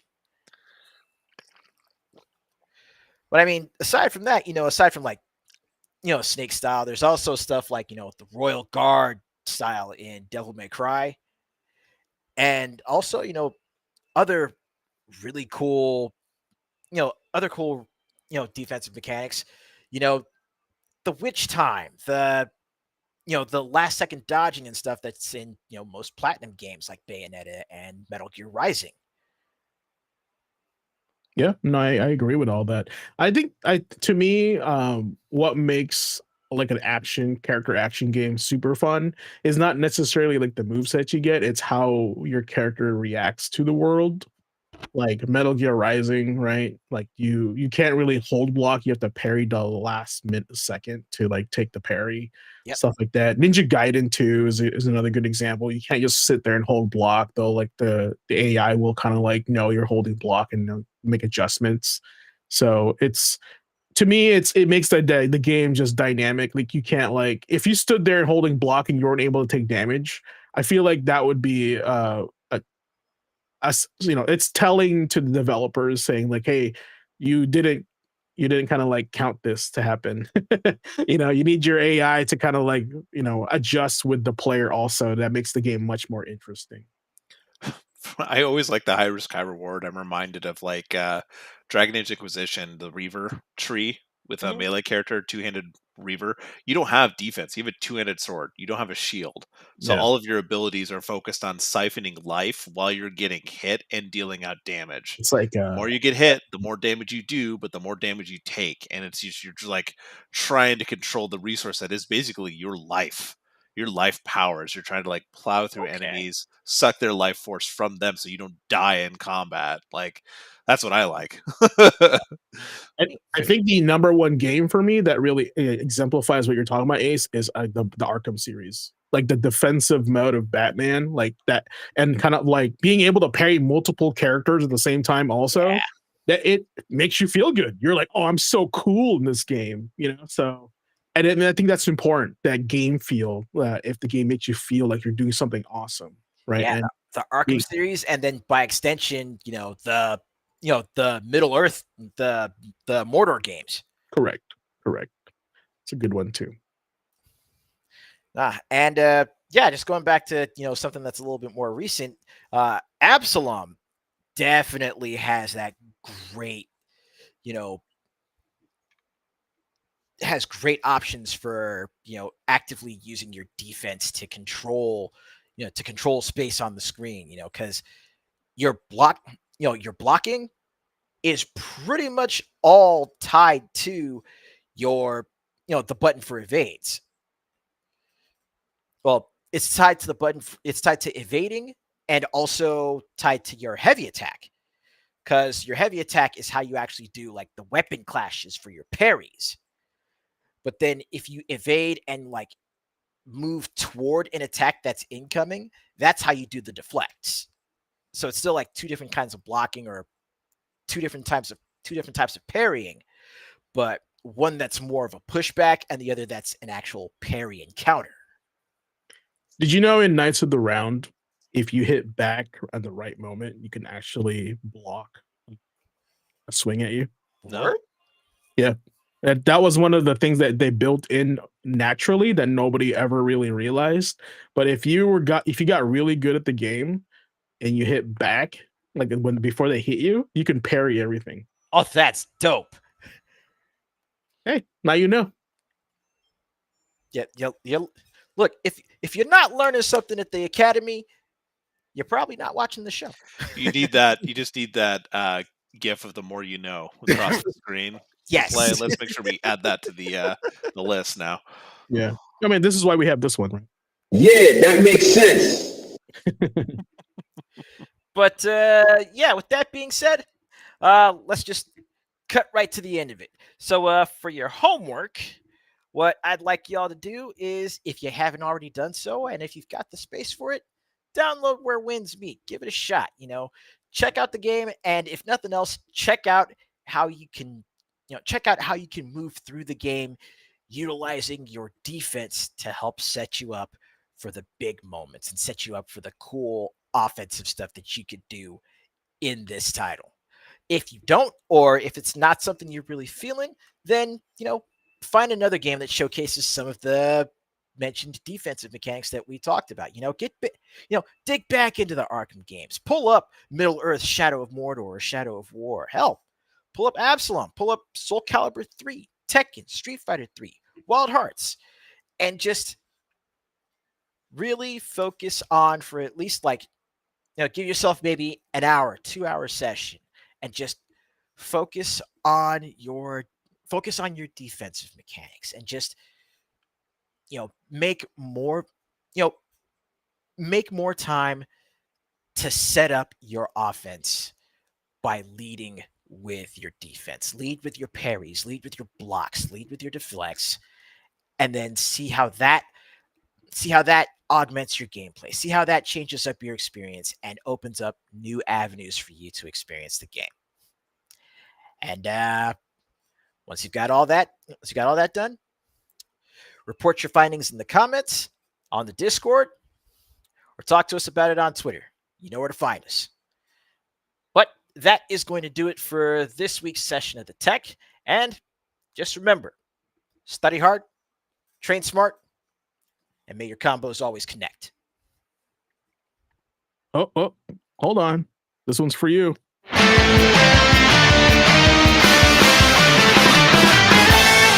Yeah, it feels good. Because you just, you played for 20 minutes trying to get through a whole battlefield, and you hear that jubilee, right? So, yeah, it feels good. All right. We got something special for y'all tonight because we got a new segment. Something special. Nick, tell us all about it, man. It's a new segment that you talked about at the very top of the show, retrospective.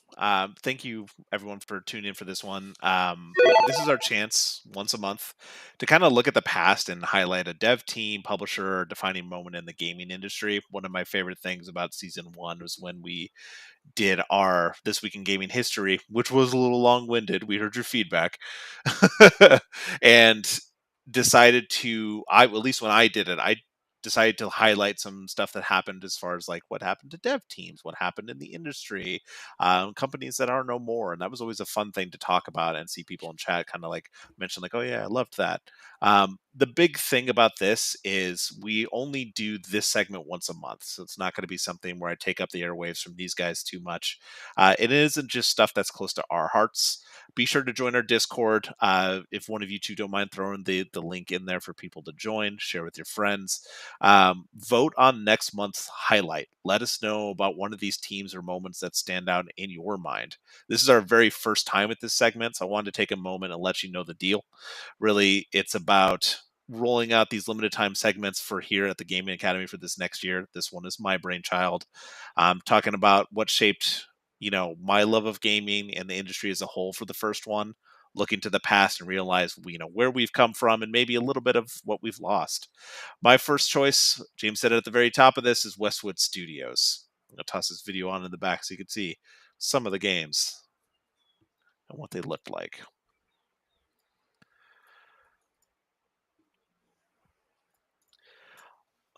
All right, Westwood Studios. Like many developers of the era, this company was born in a garage. Brett Sperry and Lewis Castle founded the company in 1985, which eventually was renamed to Westwood Studios in 1992 when Virgin Games bought it. Westwood Studios was a major brand in the 80s and 90s gaming scene, and they went defunct in 2003, 5 years after Electronic Arts acquired them in 98.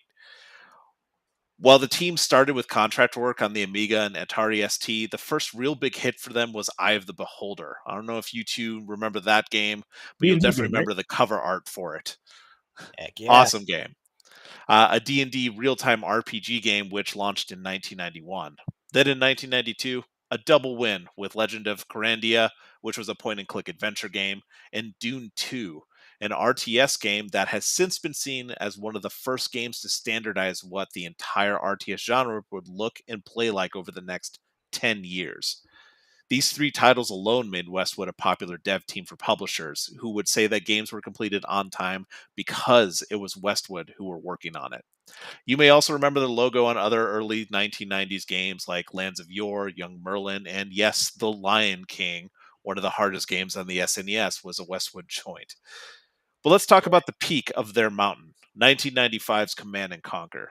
The game built on the gameplay and UI from Dune 2, but added things that became iconic and kickstarting an entire series. They had pre-rendered 3D graphics for sprites and cinematics, an alternative pop rock soundtrack meshed with techno, online play, FMV cutscenes, branching missions and objectives, all done on the newer technology of games on the CD format. The audio never sounded crisper. This sounds like stuff that's pretty archaic nowadays, but keep in mind this was 1995. This was really early for a team to be doing this. If you want the kind of behind the scenes stuff, there's a lot of really good things out there, but I definitely recommend NoClip and their story behind Command and Conquer's remastering. They got some of the original dev team. They talked to them. Excellent. Check it out. Like I said, keep in mind, all of this happened in 1995 and took an enormous amount of work by the team to make this title work. Keep in mind, this predated the release of Warcraft 2 and other iconic RTS titles. 1 year after that, in 96, it had a follow-up, Command & Conquer Red Alert. That was released, and I'll tell you, I played that more than anything else during those years. Those were one of the formative games in my gaming history. It pushed new boundaries and mission types, its atmosphere. It had an alternative history storytelling in it. It's widely considered by a wide variety of gaming publications to be one of the greatest games ever made. Nothing lasts forever, unfortunately, as we all know. And while some hits were still on the horizon, eventually Westwood Studios was closed in 2003 by Electronic Arts after Command & Conquer Renegade and Earth and Beyond failed sales goals. So let's remember a developer that made some incredible games, left an indelible mark on the RTS genre with Command & Conquer and Dune, early RPG titles, and my own personal childhood. I looked forward to playing every game stamped with their logo, including hidden gems like Nox and Blade Runner. So thank you, Westwood Studios, for making me passionate about RTS games and PC games.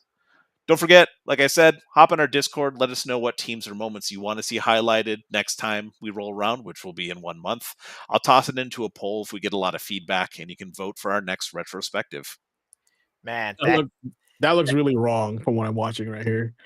that footage of Lands of Lore you had up though, that unlocked the core memory for me.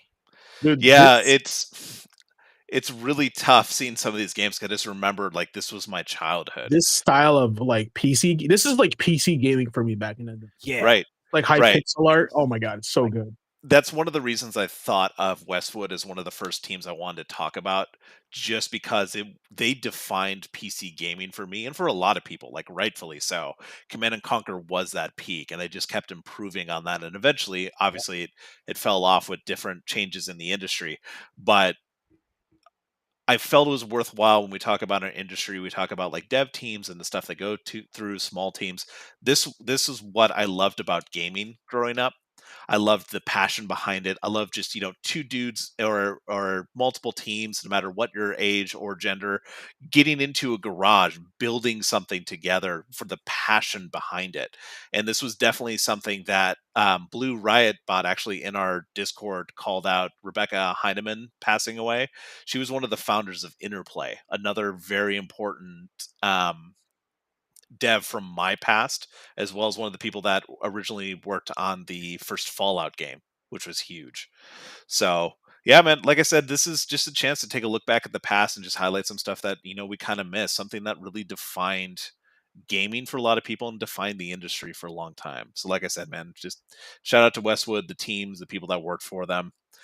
Actually, Counter-Strike that's on the screen here for the time was the fastest selling DLC at the time. Like, it was pretty crazy for an add-on, or fastest selling add-on. It wasn't really DLC, but it was the fastest selling add-on at the time too. Like, Command and Conquer was massive, massive, massive. Yeah, and it's just been reduced to a mobile game now. So I think if I remember right, James, you talked about you played Tiberian Sun. I did, yeah. Yeah. And then Generals. I actually played Generals when it was on PC, and I actually liked it. Like, there's nothing wrong with it. It is more Command and Conquer, which is fine. Yeah, no, this brings me back. Like, I'm loving watching this. I gotta watch this whole video now. Make me cry. Yeah, I have the link if you want to share it. And like I said, if one of you two don't mind tossing in the invite to Discord, share it with your friends. Let's get some more feedback and let's vote on next month's retrospective. I love diving deep into what other people are passionate about and just kind of talking about things that may have been lost. What was that? Recoil? I've never seen that. Oh yeah, 60 frames per second. It's pretty smooth, right? That was even before the year 2000. If I remember right, too, like I talked about it in a previous podcast, but there was this isometric game, their game Nox. Yeah, I Reminded remember me a Yeah. lot of like the magic based like isometric like Diablo style, but more Mhm. focused on the magic side of it. I remember Magic getting this as like one of those free demo discs that were timed when they were trying to give you like free AOL minutes and that kind of thing. But I just remember playing this game, that demo. It was like a 5-minute demo, and I just kept replaying it. I got really, really into it, and I played it because it was Westwood. That's really cool. Yeah, this right here, I played this. This is the DLC Firestorm.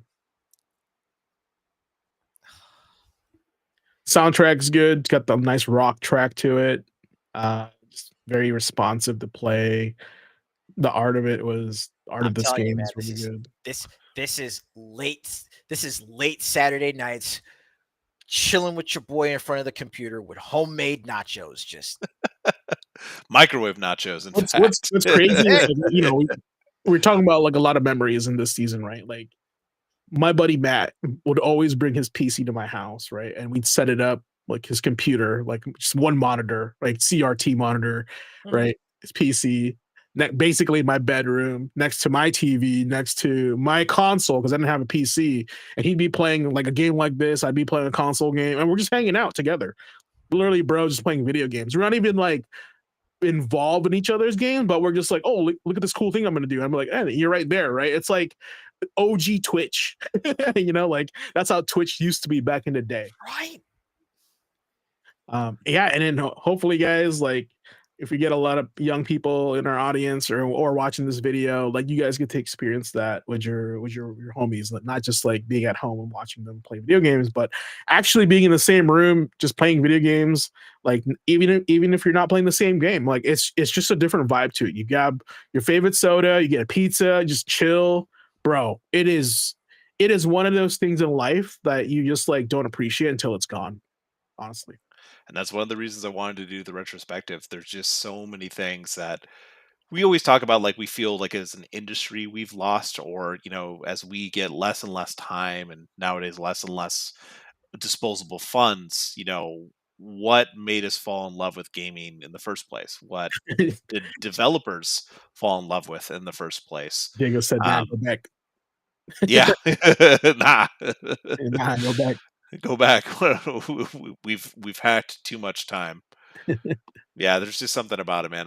A lot of games were just because of the developer for me back in the day. I had a lot of that like brand love more than understanding of games back then. I found a game I liked and I stuck with that team. Like RTSs for me, it was easy. That was like the genre I loved, so I hopped into Warcraft and then eventually StarCraft, and that created my love for Blizzard around there. Not some of their older titles, but like Westwood put themselves on the map because of playing some of these games that we're seeing here. They have an iconic logo too. It's like that green logo, right? Like Westwood Studios, and it always come in as like a ripple, like a boombox sound or something like that. Like I just remember that Westwood Studios popping up whenever I put Red Alert in my PS1, my PlayStation, and so it's just and I always thought like, man, PC is so much better. Like when you're playing Red Alert, versus like our home console. So, but it is what it is. So, wow, look at Jago's just calling out your games, bro, in chat. Yeah, it's like he knows, and it's not just Yakuza. Well, that was skitching. That's awesome. Fantastic. Well, appreciate that. Hey, Ace, what would you do? Let's just say you're the next one, right? What would you do for a retrospective? For a retrospective, I mean, I've seen, I saw a mention of Blizzard. That was a really good one. But what I'd want to do for my retrospective, Argonaut Games. Wow, that's a reach. Right? But I mean, come on. Like Argonaut Games, literally two of their games from back in the mid-90s have just the amount of soul that was put into those games, and also just how they pushed technology forward again, kind of like how the PS3 introduced Blu-ray tech. But Argonaut Games, these are the cats that brought us the Super FX chip. It's because of them we got Star Fox, we got Vortex, and we got FX Fighter. And Stunt Racer FX, I think. So that's awesome. All right, well, I'm looking forward to that. You're up. next. You're doing that one next. So I'll have to Well, think if about mine. anything, we could always see what some other people are saying, see if we get any new feedback as well, and throw it into a poll. Yeah, Oh, yeah. James, what were you saying? What was a couple dev What? studios that maybe you want to remember? Oh, me? No, I was gonna go back retro. Like I would go back to LJN. How y'all did not appreciate the power of LJN.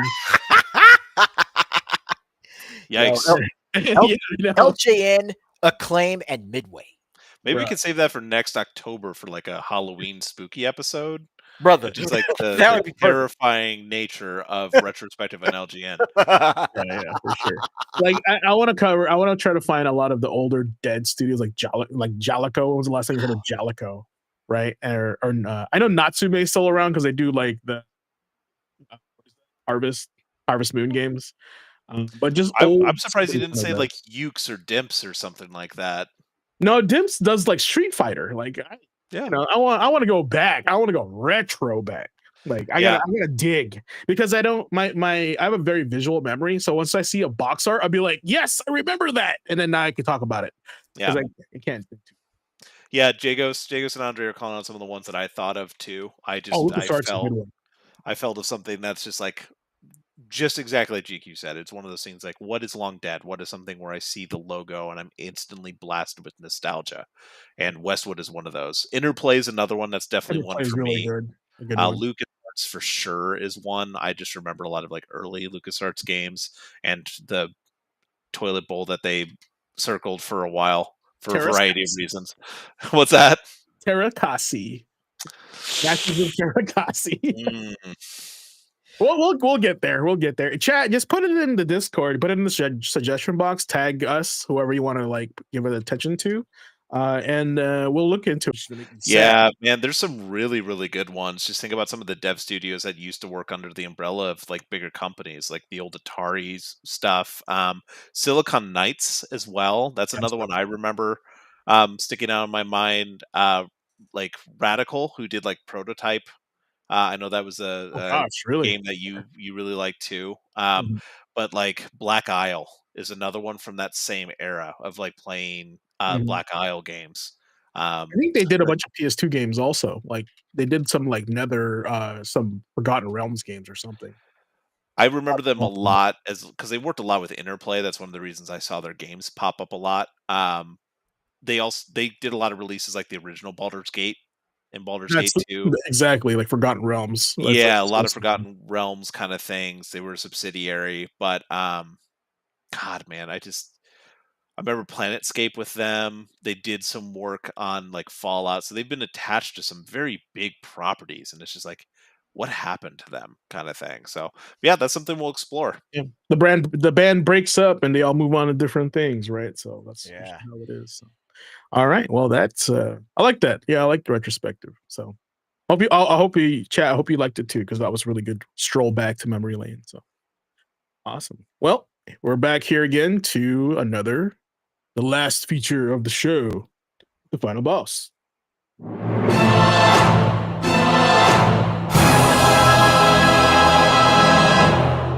Nice. Okay, so what is it this time? All right, class. We are 3 episodes into the season, right? Season 2, and we've already learned something important. The opening mission is behind us. The hand-holding is done. The tutorial, it's over. And every gamer knows what that means. When a game stops teaching you the basics, when the tooltips disappear, when the NPC stops telling you what button to press, that's when the game looks at you straight in the face and says, okay, you've trained, you've leveled up, now show me what you can do. Okay? That's our theme for this season, right? So let me go ahead and change this up over here. There we go. Perfecto. Let's go. I don't think I have any music for this one, but that's okay. So you've trained, you've leveled up. Now the world says, show me what you can do. Think about it. In God of War, the moment you finish chopping trees and learning light attacks, boom, the stranger knocks on your door and forces Kratos into his first real test.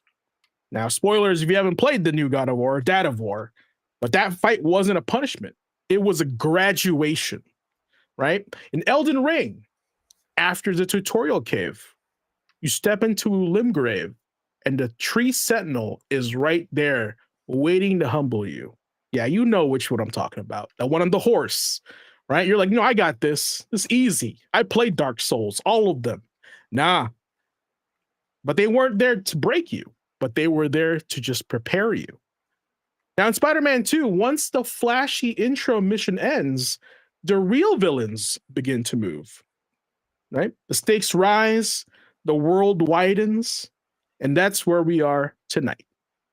Now, Season 2 is no longer in warm-up mode. We talked about this. We're not loading. We're not calibrating. Hell, we're not even practicing. We're in. We're in there. The real game has begun. Because when the tutorial ends in life, life expects more from you. More of a little bit of everything. More courage, more effort, more intention. Last for tonight, but not limited to, more heart. But here's the part gamers understand better than anyone else, right? And correct me if I'm wrong. When the training wheels come off, it's not because you're unprepared.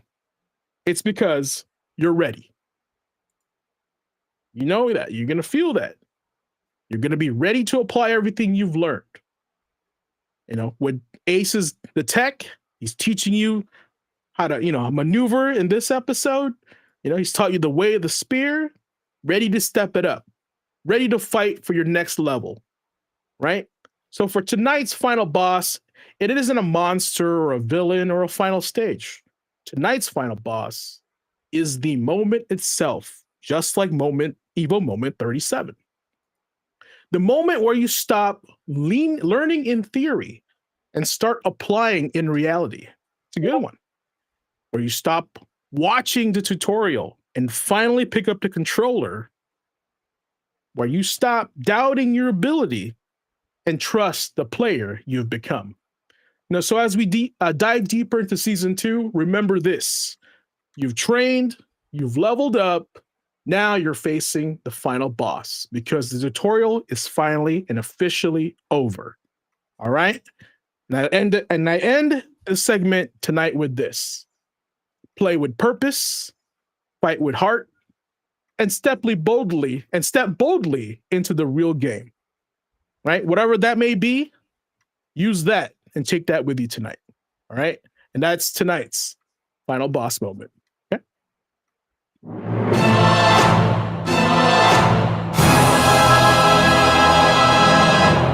right. Well, I hope you guys are motivated and inspired by all that.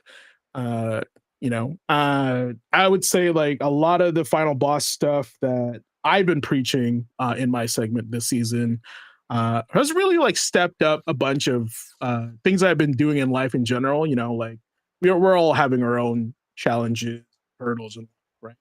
And so take that information as you will and apply it to yourself, and you'd be surprised how much similarities there are with gaming and life. And if you break down, if gaming is more familiar to you and to win, right? Apply that to your lifestyle, and you'd be surprised how much better your life would be if you apply the same tactics, the same kind of effort and diligence to your real life.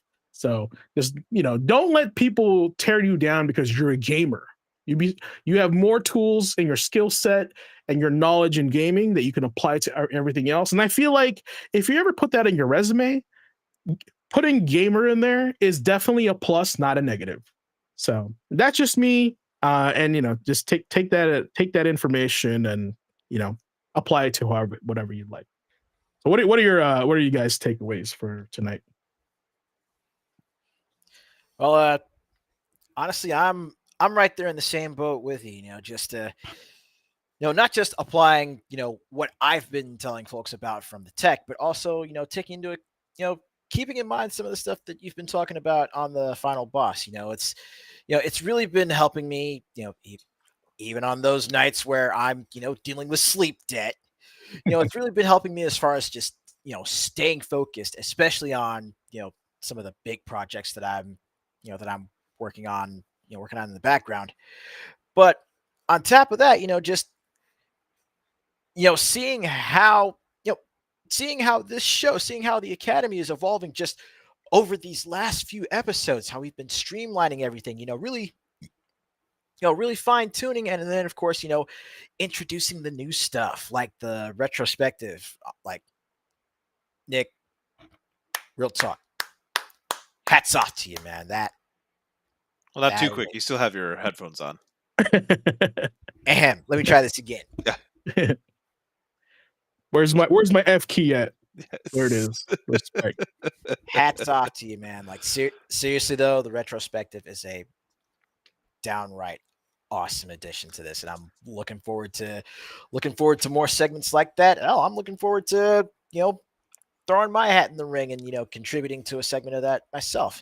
Yeah. Speaking of new stuff we want to add to the show, though, just a real quick heads up for everybody. Next week it's going to be my turn to add something new to the pot. Ooh. with the Tech Top 10. So we're gonna have ourselves a little bit of fun, Triple T. Right. We're gonna have ourselves a little bit of fun, take certain things that we like from different games and from specific portions of the games that we like, and just count down some of our favorites. It might probably be just a top 5, so that way we can kind of still keep it moving along at a nice pace. But I just want to get more activity, more back and forth from the class as far as some of your various favorites in different games. And our first session of the Tech Top 10, well, we'll go with top 5, so that way it won't be so long-winded. So Tech Top 5 next week, top 5 special moves in video games. Oh, all right. Yeah, chat, jump into the Discord. Tell us your favorite, top, and maybe those overlaps with us. Yeah, tell us your favorites. Drop some core memories on how you held your breath and were absolutely terrified when Zangief first reached out and got his meat hooks on you. Oh, jeez. Dude, mine is when you do a roundhouse sweep and he grabs your leg and into a SPD. That's insane for the computer. Brother. Yeah, chat, you know what I'm talking about. All right. Looks like some takeaways in the chat here. It looks like Jacob said we all have our hero's journey. Believe me, I'm trying to finish as much game as I watch anime or books. So he's like, goal settings there. Joseph Campbell is really onto something. Yeah, reading a hero with 1,000 faces, Jagos, has really changed my perspective in how I view life as. Before, I used to just coast in life, and Joseph Campbell really not set me straight, but like it kind of gave my life more purpose. Like, I'm just not here on this planet as like citizen number 538 or something like that, right? Like I control my own destiny, and like everything is like a quest. Like, and if you want to dive deep into it, you can actually apply the hero's journey to a lot of video games. The most popular one is probably Legend of Zelda, like Link. He goes through all the cycles of the hero's journey, right? I even use this often in like sales training, like the number one person to kind of like defeat in any kind of like objective crushing is yourself, right? And what do we in Legend of Zelda 2 Link's Awakening, right before you fight Ganon, you fight Shadow Link, which is yourself. So it's kind of funny how that works that way. Like, people have already been thinking about this. It's just we're now seeing it in video games, and maybe we've already seen it. We just never realized it was there. So it helped open my eyes to a bunch of stuff that I've already been experiencing and explained a lot that's been happening in life. So, if I may, my takeaway more than ever is community.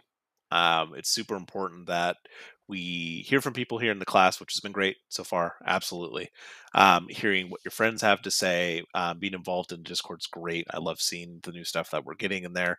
But this panel and the stuff that we cover, and especially retrospective for me, is about the community we used to have with gaming when we couldn't just look up online how to find details to a game or reviews or new releases.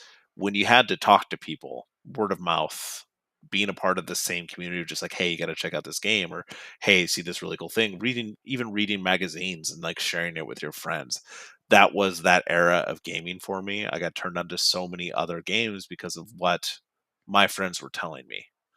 And there was a wide variety of tastes and backgrounds in that friend group. So it was really cool to see, where everyone was coming from. And that's the main reason I wanted to do this podcast with you guys in the first place, is just sharing these memories and hearing from other people about, what gaming means to them, or like what they see and what they experience. So that's my takeaway as always.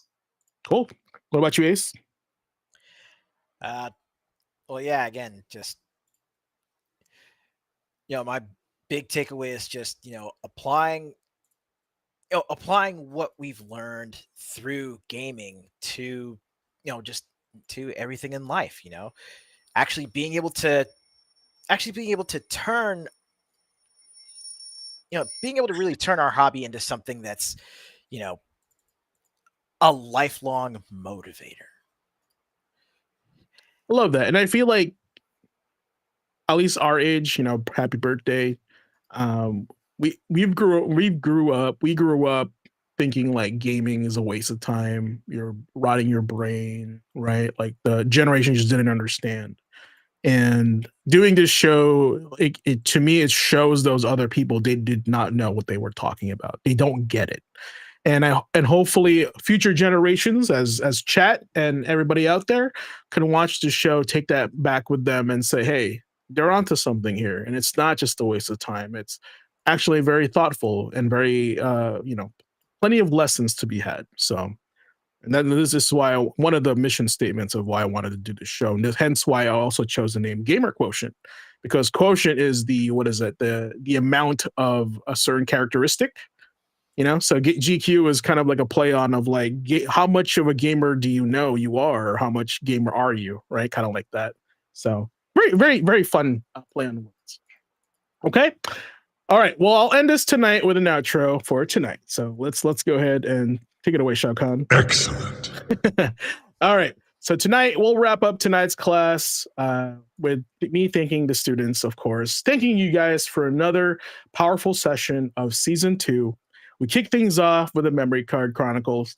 We took a trip through a legendary week in the world of gaming history. Then Nick led us through our very first retrospective, shining a spotlight on Westwood Studios, the kind of team whose work didn't just entertain us, it shaped the industry. Ace also broke down tonight's lesson in the tech, giving us the tools to master not just the game, but the craft of play itself. And of course, the Quick Bites crossroom mill kept us plugged into storylines unfolding across the gaming world, keeping us in touch with what's happening out there. But the real message of the night came with the final boss. Once again, you've trained. I gotta make a shirt. You've trained, you've leveled up. Now you're going to be facing the final boss, because that tutorial is over. And as you go into your week, remember, life doesn't keep you in the starting zone forever. When the game stops holding your hand, it's not to overwhelm you. It's because you are ready. Now, for myself, Nick, and Ace, thanks for spending your evening leveling up with us. We'll see you next Tuesday at 8 p.m. for class 54. Y'all have a good night and take it easy. Class dismissed.